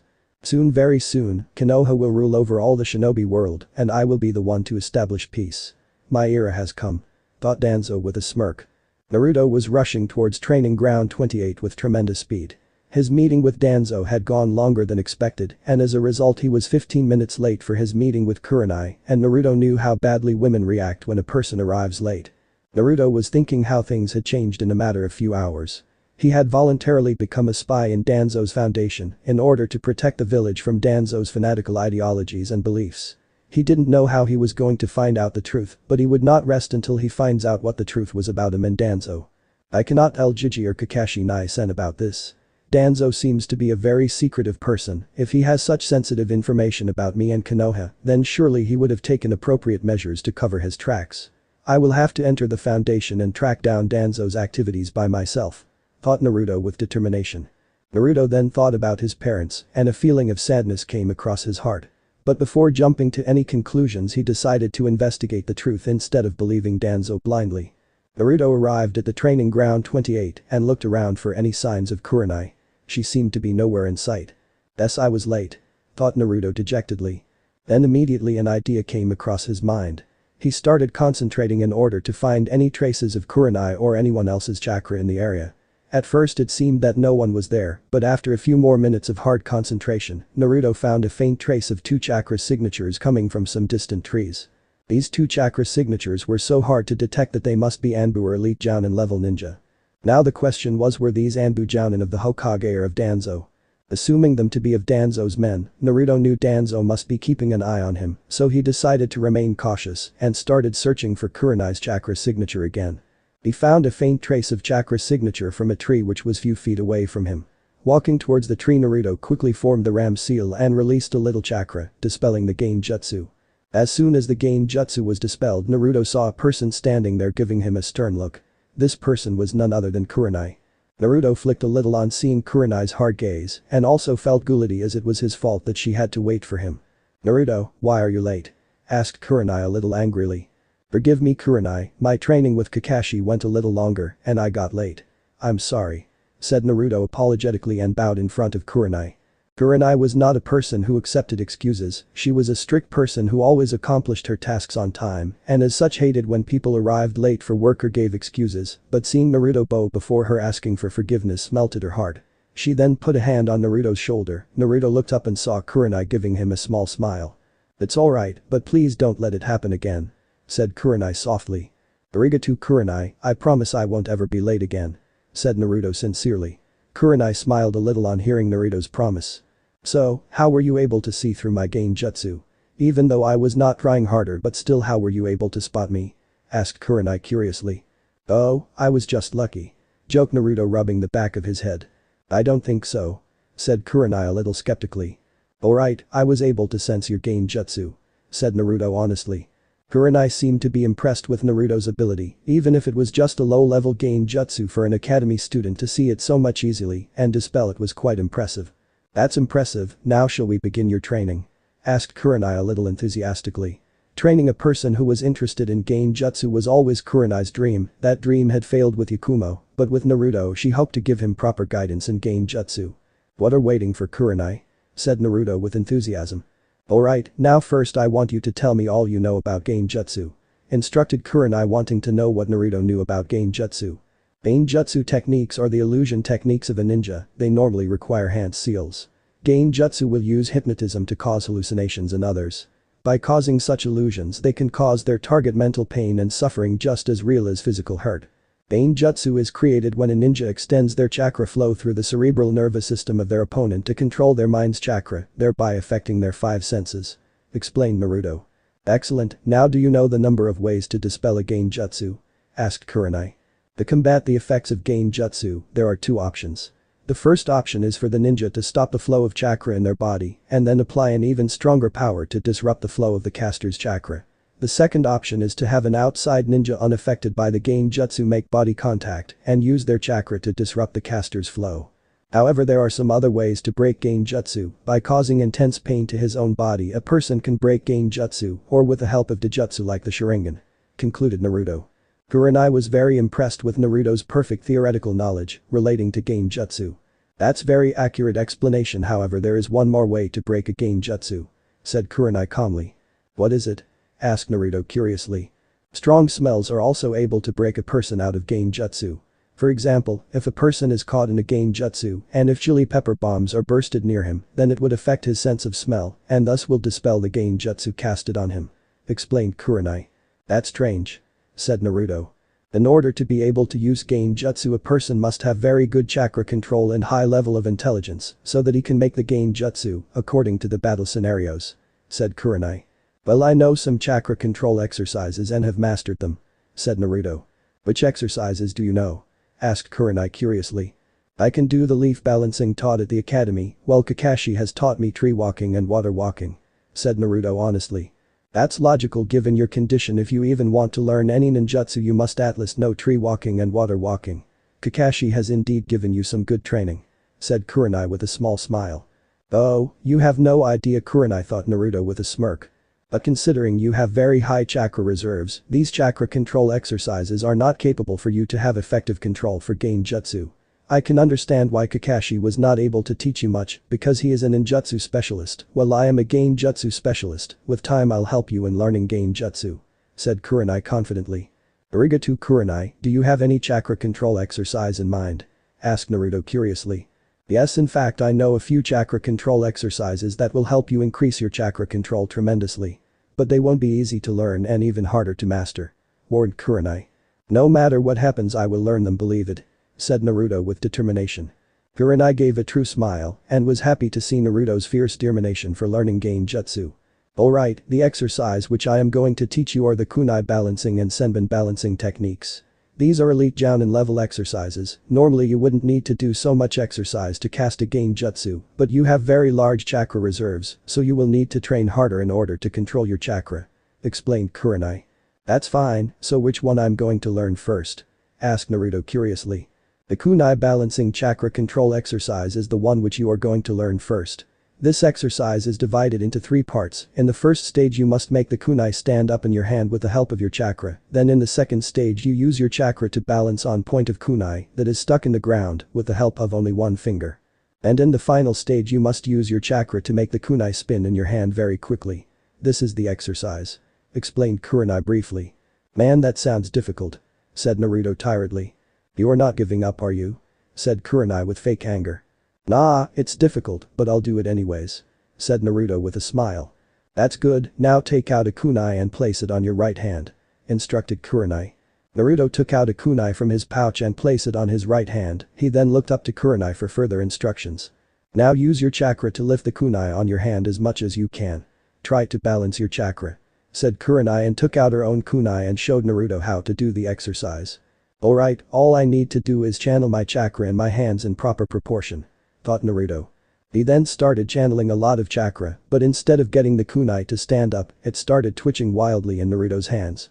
"You are channeling way too much chakra, try to control your flow. Concentrate and feel the movement of your chakra in your hands," said Kurenai and showed Naruto the exercise again. "Alright, I have to reduce my chakra," thought Naruto. He then started channeling chakra in limited proportion to his hand. The kunai lifted an inch on his hands. Naruto was trying very hard to maintain the steady flow of chakra in his hands, but the amount of concentration and the weight of the kunai were very tough to balance, and as a result after a few more moments he couldn't continue the exercise. Should I use the shadow clones to increase my training speed? Thought Naruto. Hey Kurenai, is there any other way to make this exercise a lot easier? Asked Naruto even though he was knowing the answer he needed to hear Kurenai's answer. Well, there is only one technique that can help you, and that is the shadow clone jutsu, but that technique can be very dangerous as it drains your chakra quickly and you are not qualified to use it. Said Kurenai sternly, making her point clear. Oh, is that so? Asked Naruto with a smirk and formed the hand sign. Kurenai's eyes widened on seeing the hand sign and shouted at Naruto to stop, but it was too late. Kage Bunshin no Jutsu. Immediately 10 Naruto clones stood around Kurenai with a smirk hidden behind their masks. Naruto, what the hell have you done? Yelled Kurenai angrily. Relax, I know this jutsu and I even know what it does. I can maintain my clones as I have more than enough chakra reserves. Said Naruto calmly, unfazed by Kurenai's anger. Who taught you such dangerous jutsu? Asked Kurenai sharply. Well, Kakashi Nisen. Said Naruto, but was cut off when he felt a little killer intent coming from Kurenai. After our training I need to have a talk with Kakashi, said Kurenai furiously. Hey, don't get mad, let me explain. Said Naruto. He then explained his entire condition to Kurenai and how it did not harm him. At first Kurenai didn't believe him and was asking him to dispel the clones immediately, but after a few more minutes of seeing the clones trying to perform the exercise and not seeing even a little bit strain on Naruto, concluded that Naruto must have been speaking the truth. I wonder what else Kakashi has taught Naruto, thought Kurenai. See, I told you it does not have any side effect on me. Said Naruto with a smirk. What else has Kakashi taught you? I hope it isn't very dangerous or else it won't end well for a certain Icha fan. Said Kurenai with a dark aura tone. Man, she sure is protective. Thought Naruto, but also smiled a little for seeing Kurenai's affection for him. Oh, nothing much, just this and that. Said Naruto in an amused tone. Smartest are we? Well, for that you will practice this exercise with kunai in both of your hands at the same time. Said Kurenai in a sadistic tone. What? Yelled Naruto. A few hours later. Naruto and Kurenai were sitting in the shade of a nearby tree enjoying the peaceful atmosphere. Naruto seemed to be exhausted and was resting in order to regain his strength. The chakra control exercise was extremely difficult for him, even with the help of his clones, he was not able to make the kunai stand up properly in his hands. Kurenai had been true to her words and had indeed made him practice with kunai in both hands. Naruto wondered that whether she possessed a little sadistic habits like Anko, but decided to not say his opinion to Kurenai, fearing her wrath. Naruto started thinking on whether what Danzo said to him was true or not. If it was true, why did his parents did this to him, knowing how life of a Jinchuriki is? What made them do this? Why did both of them had to die and leave him alone? So many questions were running across his mind with no answer in sight. Kurenai seemed to recognize Naruto's sad mood and decided to lighten his mood. She then took out a small ration bar and handed it to Naruto. A ration bar? Asked Naruto curiously. It'll help you increase your energy and replenish your stamina a little. Said Kurenai with smile. Arigato Kurenai. Said Naruto with his own smile. What are friends for? Said Kurenai happily. You are a good friend, Kurenai, I am grateful to you for helping me. Said Naruto. You're welcome, if you don't mind me asking what is troubling you? Asked Kurenai curiously. Am I that easy to read? Sighed Naruto. I guess, or I am just awesome. Joked Kurenai. Naruto laughed on hearing this, he felt quite happy that he was able to reduce his grief with Kurenai's help. The exercise is quite difficult, even with my clones, I am having trouble controlling my chakra. Said Naruto frustratingly. You are doing better than I expected, I believe with the help of your clones, you will be able to master the exercise in maybe 2 months. Have a little faith in yourself. Said Kurenai proudly, she was quite amazed at the rate Naruto was learning. He would become a skilled genjutsu specialist in a few years. Thanks Kurenai. Said Naruto. What is your dream, Naruto? Asked Kurenai suddenly. Naruto was surprised a little on hearing being asked such a question. My dream is to bring peace to this world. Said Naruto sadly. Peace? Asked Kurenai surprisingly. The world where parents don't die, where people don't hate each other, where children can live happily with their family. Said Naruto sadly. He started to feel a lot more lonelier. Kurenai also got a little sad on hearing the meaning in Naruto's words and the pain behind it. She got closer to Naruto and hugged him tightly. Naruto stiffened a little on the sudden contact, but after a few moments relaxed and hugged Kurenai tightly. They held on to each other for a few minutes. Thank you Kurenai. Said Naruto gratefully. I'm always there for you, Naruto. said Kurenai sincerely. I would do anything to achieve my dream, even if it means sacrificing myself, said Naruto with determination. Don't say such things, you'll achieve your dream and don't even think about dying. I will kick you in the balls and bring you back from the dead, joked Kurenai, but also gave a little stern gaze to Naruto, indicating that she was meant what she said. Naruto felt a lot more happy, he felt comfortable in Kurenai's company, it was as if he was at peace when he was with her. Is this what it means to understand a person? Thought Naruto. So how's it like living with Kakashi? Asked Kurenai curiously. Well, Nison is a carefree guy, he lets me do most of the things I want and doesn't bother me much. He likes to train me and reads his book every time. I wonder why he is so hooked. Sure, it's a good book, said Naruto, but stopped when he felt a rise in the temperature around him. He saw Kurenai with a dark aura surrounding her. Naruto wondered what had he done that pissed of Kurenai. You think Uchiha is a good book? Asked Kurenai menacingly, ready to teach Naruto a lesson if the answer was wrong. No, I mean from the sales of the book in the markets, said Naruto quickly. Very well, if I ever find you reading that smut I'll kill you, said Kurenai sternly. Sure, man, you sure are scary like Anko, mumbled Naruto. Anko? Asked a surprised Kurenai. Yeah, she is one of my best friends, you can say she is like family to me, like a big sister. Why do you know her? Asked Naruto. Yeah, she is my best friend. But she never told me anything about you, said Kurenai. Naruto just shrugged his shoulders, indicating that he couldn't say what Anko would do. Well, it's getting late and I have to visit Konohamaru, said Naruto and got up. He then offered his hand to Kurenai and made her get up. Hokage-sama's grandson? Asked Kurenai curiously. Yeah, he's like my annoying little brother, joked Naruto. It seems you are quite popular in the Sarutobi clan, said Kurenai with a smirk. I try my best, joked Naruto. Keep practicing your chakra control exercise and meet me Tomoro here at the same time and don't be late, said Kurenai sternly. I'll be on time, I promise, said Naruto sincerely. Well, I've got to visit Hokage-sama, I'll see you Tomoro. Naruto, said Kurenai and disappeared with a shushin. See you Kurenai, said Naruto and disappeared in his own shunshin. Hokage Tower. Hiruzen Sarutobi was having a regular day at the office. Assigning missions, looking over reports, and many other things. But today an interesting thing had happened. Kurenai Yuhi was right now standing in his office giving him a report of her mission, and she seemed to be very happy. So how's his progress?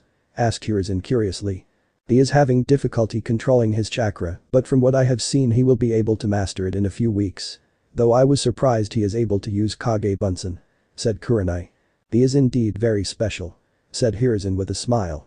Hokage-sama, I want to ask a question, asked Kurenai hesitatingly. Go ahead, said Hiruzen flatly. Why did you assign me the mission of teaching Naruto Genjutsu? Asked Kurenai curiously. After you told me how he helped you yesterday and was interested in Genjutsu, I thought you were the best for teaching him. Kakashi had tried to teach him, but Genjutsu is not his specialty, so you were the best option I had, and it was very honest of you to tell me your intentions before you started training Naruto, said Hiruzen proudly. I did my duty Hokage-sama, he is only an academy student and so it was my duty to ask for your permission to train him, said Kurenai honestly. That is why I trust you Kurenai, you are a great shinobi of this village and have made great sacrifice for it. Also I wanted you to spend some time away from missions, so I assigned you this duty in order to relieve your stress and enjoy your life a little, said Hiruzen with a kind smile. I am very grateful to you for showing me such generosity, even though I do not deserve it, said Kurenai a little dejectedly. Nonsense, you are a nice person Kurenai who just had some bad incidents in her life. So, what's your opinion of Naruto? Asked Hiruzen trying to lighten Kurenai's mood. He is a very nice person Hokage-sama, he is kind, caring and even funny at times, but the most interesting thing is that he is way mature than people his age, said Kurenai with a wide smile. She had taken quite a liking to Naruto. It is because of the pain he suffered that he is like this. Well, growing up Naruto had to face a lot of disdain from the people of this village. As a result he had to increase his bipidical ability to judge people so he could understand them, explained Hiruzen. That is very true Hokage-sama, said Kurenai with pity.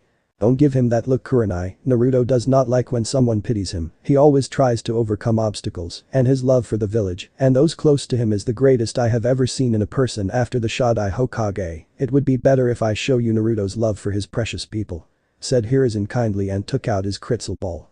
What do you want to show me? Asked Kurenai curiously. It's almost time, he must be at the gates by now, thought Hiruzen and gestured Kurenai to look in the crystal ball. With Naruto. Naruto had arrived at the Sarutobi's clan compound in order to meet Konohamaru. This was one of the few clans in Konoha that accepted him as a person and not as the Jinchuriki of the Kyuubi. Most of the clan members of the Sarutobi clan were kind to Naruto, even after so many of their clan had died because of the Kyuubi during its attack few years ago. The guards at the gates gave a smile to Naruto, which he returned as well. The Sarutobi clan compound was a huge area. It covered a big lawn which had a small lake in it. There were many houses of various shapes and sizes in the compound, all of which surrounding a grand 3-story mansion. This mansion was of the Hokage, it had the best furniture in Konoha and was equipped with all the facilities. Only Hiruzen and his family stayed in his mansion. "I'm home," said Naruto happily and opened the door of the mansion. No sooner than a few seconds Konohamaru came running across the hall with a big smile on his face. "Naruto-nichan," yelled Konohamaru happily and jumped on Naruto. Naruto was taken back by the sudden weight and fell on the ground with Konohamaru on top of him. At first both of them stared at each other but soon started laughing loudly. "Welcome home, Naruto," said a woman warmly. This woman was Emiko, Konohamaru's mother. She had jet black hair that reached up to her shoulders and had a fair-skinned body. She was a very beautiful woman who wore a simple dark purple blouse with a red plum skirt and a light yellow apron over it. "It's good to be home, Emiko Oba-chan," said Naruto with a smile. "Naruto, what have I told you to call me?" asked Emiko with mock anger. "Sorry, Ka-chan," said Naruto sheepishly. Emiko loved Naruto like her own son. After the death of her husband during a mission, she was left to raise Konohamaru by her own.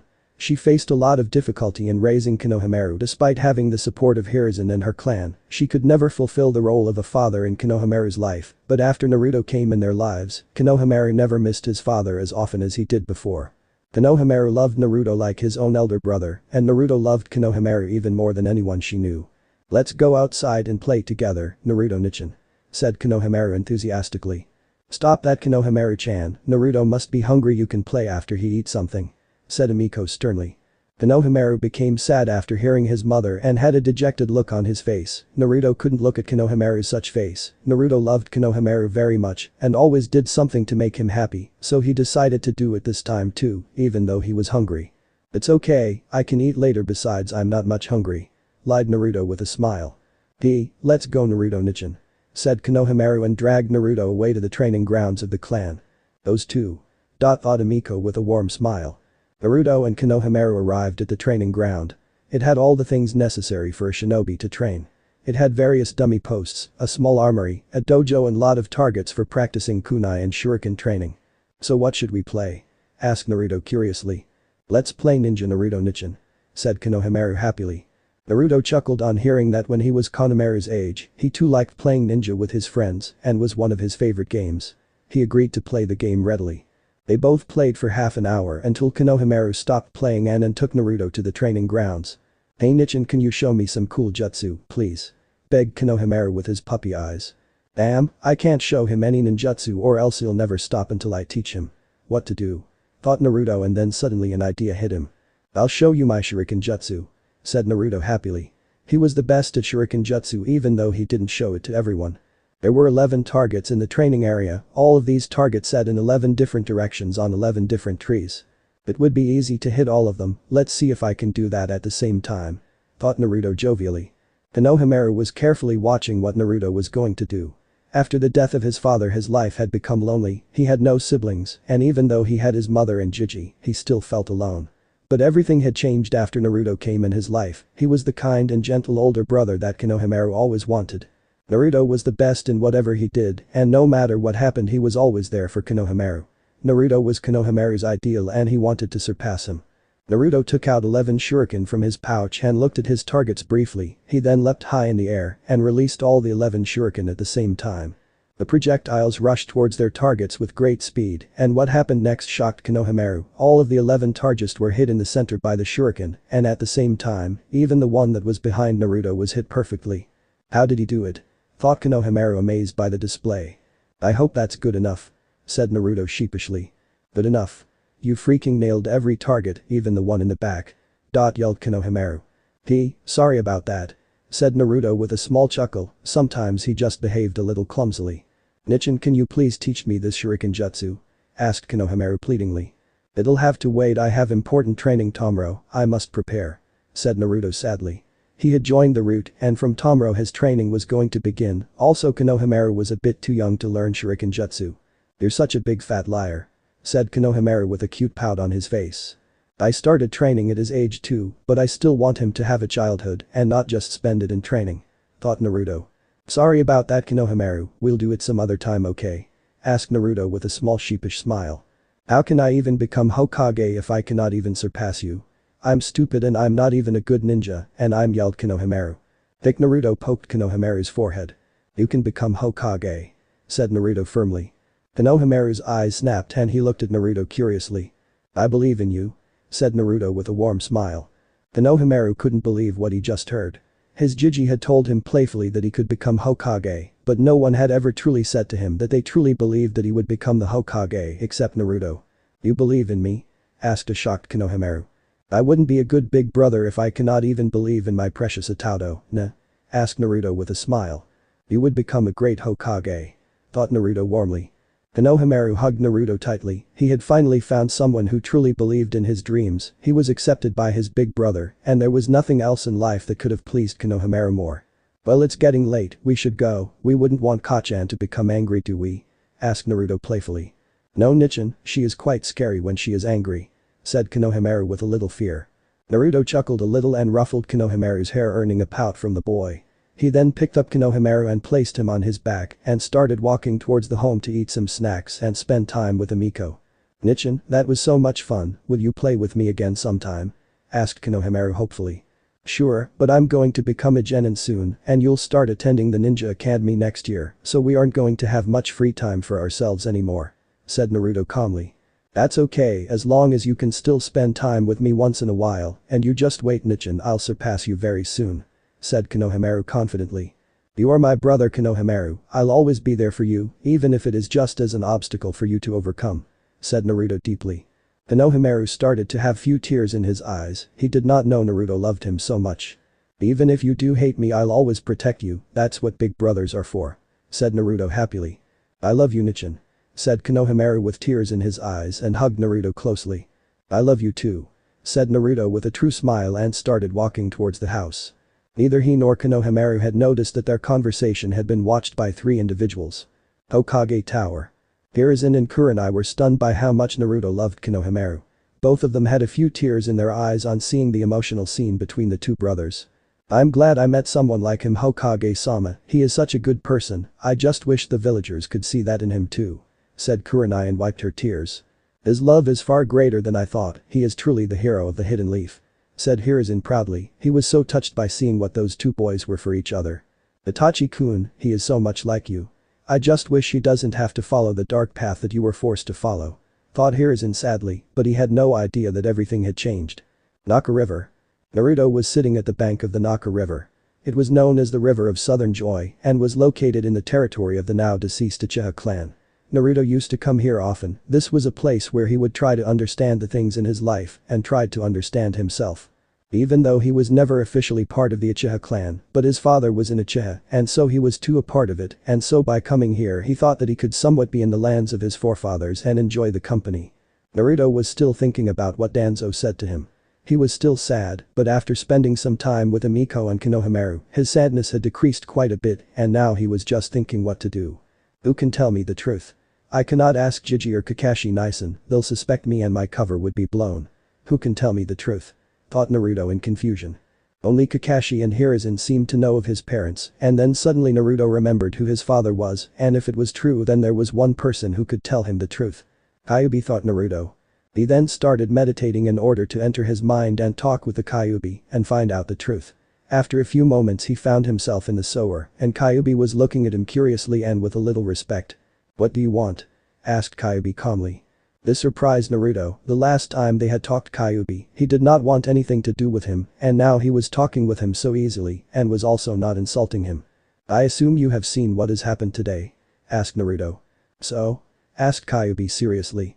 I want to know the truth, said Naruto seriously. Why should I tell you anything? Asked Kyuubi curiously. I have seen your love for your people, brat. Although it is just a nuisance, I am a kitsune and such loyal to my people too, and I respect you for that. Thought Kyuubi. Because you are my friend, said Naruto simply. Friend? Asked Kyuubi and then started roaring with laughter. Naruto did not show any emotion and waited for Kurama to stop laughing. What if I told you that I was the one who killed your parents? asked Kyuubi sternly, all humor gone from his voice. What? Asked a shocked Naruto. Everything that one-eyed freak told you is true. You're the son of that bastard in Kushina, said Kyuubi angrily. I see, said Naruto. Now what would you say, would you still want to be my friend even after knowing I killed your parents? They both died sacrificing their lives for you, said Kyuubi seriously. This can't be true. They just used me to seal you in me, said Naruto a little angrily. That is true, but when I tried to kill you to stop the sealing they got in their way saying that they shall protect you, said Kyuubi honestly. Why are you telling me this? Asked Naruto with tears in his eyes. Knowing that his parents loved him and gave their lives to protect him melted his heart, he still resented them for making him a Jinchuriki, but he did not hate them. You are a very interesting person, and besides, what do I get by lying to you? Your hatred is weak and I'm stuck and you might as well tell you the truth. Now answer me, would you still like to be friends knowing that I am responsible for your pain and I don't regret any of it at all? Asked the Kyuubi seriously. My answer is still the same, said Naruto stoically. Are you an idiot? Do you even know what the hell are you saying? Yelled the Kyuubi angrily. Don't get the wrong idea, I still don't like that you killed my parents, but in a way I am also responsible for this, said Naruto calmly. How? Asked a Kyuubi with genuine interest in his voice. Humanity has used the tailed beasts for decades for their own power and benefit. We took away your freedom, we were the ones who made you our slaves, no living being should have his freedom taken away, as a result you hate humanity for using you and your hatred towards us increased, and whenever you get the chance you try to take your revenge. I can understand your pain because like you I was also used as a tool, said Naruto sadly. Kyuubi was left speechless after hearing that. In his entire existence, humans had been terrified of him, hated him, used him, feared him, but never had any human, except the Rakuto-san, asked to be their friend and understood their pain. Kyuubi then looked at Naruto intently. The boy was a descendant of the Rakuto-san and possessed his eyes an exceptional body. He loved even those who shunned him just like the sage, and he was the one who forgave him and wanted to be his friend. There will come a person who will guide you and show you the meaning of true power. Kyuubi still clearly remembered the words of Rakuto-san and after considering everything made a decision that he had not made for any other human. Kurama, said the beast. What? Asked Naruto curiously. My name is Kurama, said the Kyuubi with little annoyance in his voice. Uchiha Naruto, said Naruto calmly. Uchiha? Asked the Kyuubi a little angrily, he still despised that name. The world knows me as Hatake Naruto or Uzumaki Naruto, but what I am truly is an Uchiha. I accept what I am, and I hope you understand as my friend, said Naruto with a small smile. I despise that name, hissed Kyuubi. Why do you hate the Uchiha so much? Asked Naruto curiously. I don't want to answer that, and besides you have got some company, said Kurama trying to avoid further talk. Very well, I accept you as my friend Kurama and I forgive you, said Naruto and disappeared from the sewer. I accept you as my friend too, Uchiha Naruto, perhaps you are the one Two-Cent talked about, thought Kurama with a smirk. Naka River. Naruto opened his eyes and saw Sasuke sitting beside him at the banks of the Naka River. He seemed to be sitting there quietly without showing any emotion on his face. It seems you are awake, said Sasuke and turned to face Naruto. Why are you here, Sasuke? Asked Naruto curiously. I regularly visit this place, it is a part of the Uchiha territory after all, but what are you doing here? Asked Sasuke skeptically. I visit this place too, it is peaceful, and I like to sit beside the river, said Naruto honestly. Both the boys seemed to become quiet for a while, enjoying the peace. The only sound that was made was that of the river. It was already night time, and the moon was shining brightly, and the reflection of the boys' faces was visible in the river. How are you so strong, Naruto? Asked Sasuke curiously. Naruto was taken aback by this sudden question. He decided to just not answer it, but then he remembered what Kakashi had told him and Sasuke's pain. Besides, he is still my brother, might as well give him a chance, thought Naruto. I fight to protect the people I care about. What do you fight for, Sasuke? Asked Naruto seriously. I want to avenge my clan and kill Itachi, that is what I fight for, said Sasuke a little angrily. You're wrong, Sasuke, said Naruto flatly. What? Asked Sasuke angrily. True strength does not come from hatred, but by protecting someone precious to you. Tell me what is precious to you? Asked Naruto curiously. There is no one precious to me. My parents, my clan, everyone is dead and only I am left, said Sasuke sadly. You are wrong, you can still have friends if you want to be friends with people, said Naruto calmly. I don't want to be anyone's friend. I'm an avenger, I will avenge my clan and kill my brother, said Sasuke with determination. You are wrong again, Sasuke, hatred will only cause you more pain, said Naruto sadly. Don't you dare say that, "You don't know anything about me, you don't know what it's like to lose your parents," yelled Sasuke. "You are right, I never knew my parents and I cannot understand your pain, but I know what you are going through as I have been there. I was also an orphan before Kakashi adopted me, and I can understand your loneliness and pain better than anyone in Konoha," said Naruto sincerely. "How can you say that?" asked Sasuke curiously. He too wanted to know on what grounds Naruto was claiming that he understood him. "I hope by doing this I am making the right choice," thought Naruto and made a major decision. "Because you and I are brothers," said Naruto and looked at Sasuke with his 3-tomo Sharingan. So this part ends here. Alright, that's it for today's video guys, let me know in the comments section how was the story, and also don't forget to like, share and subscribe. I will meet you in another video, bye bye.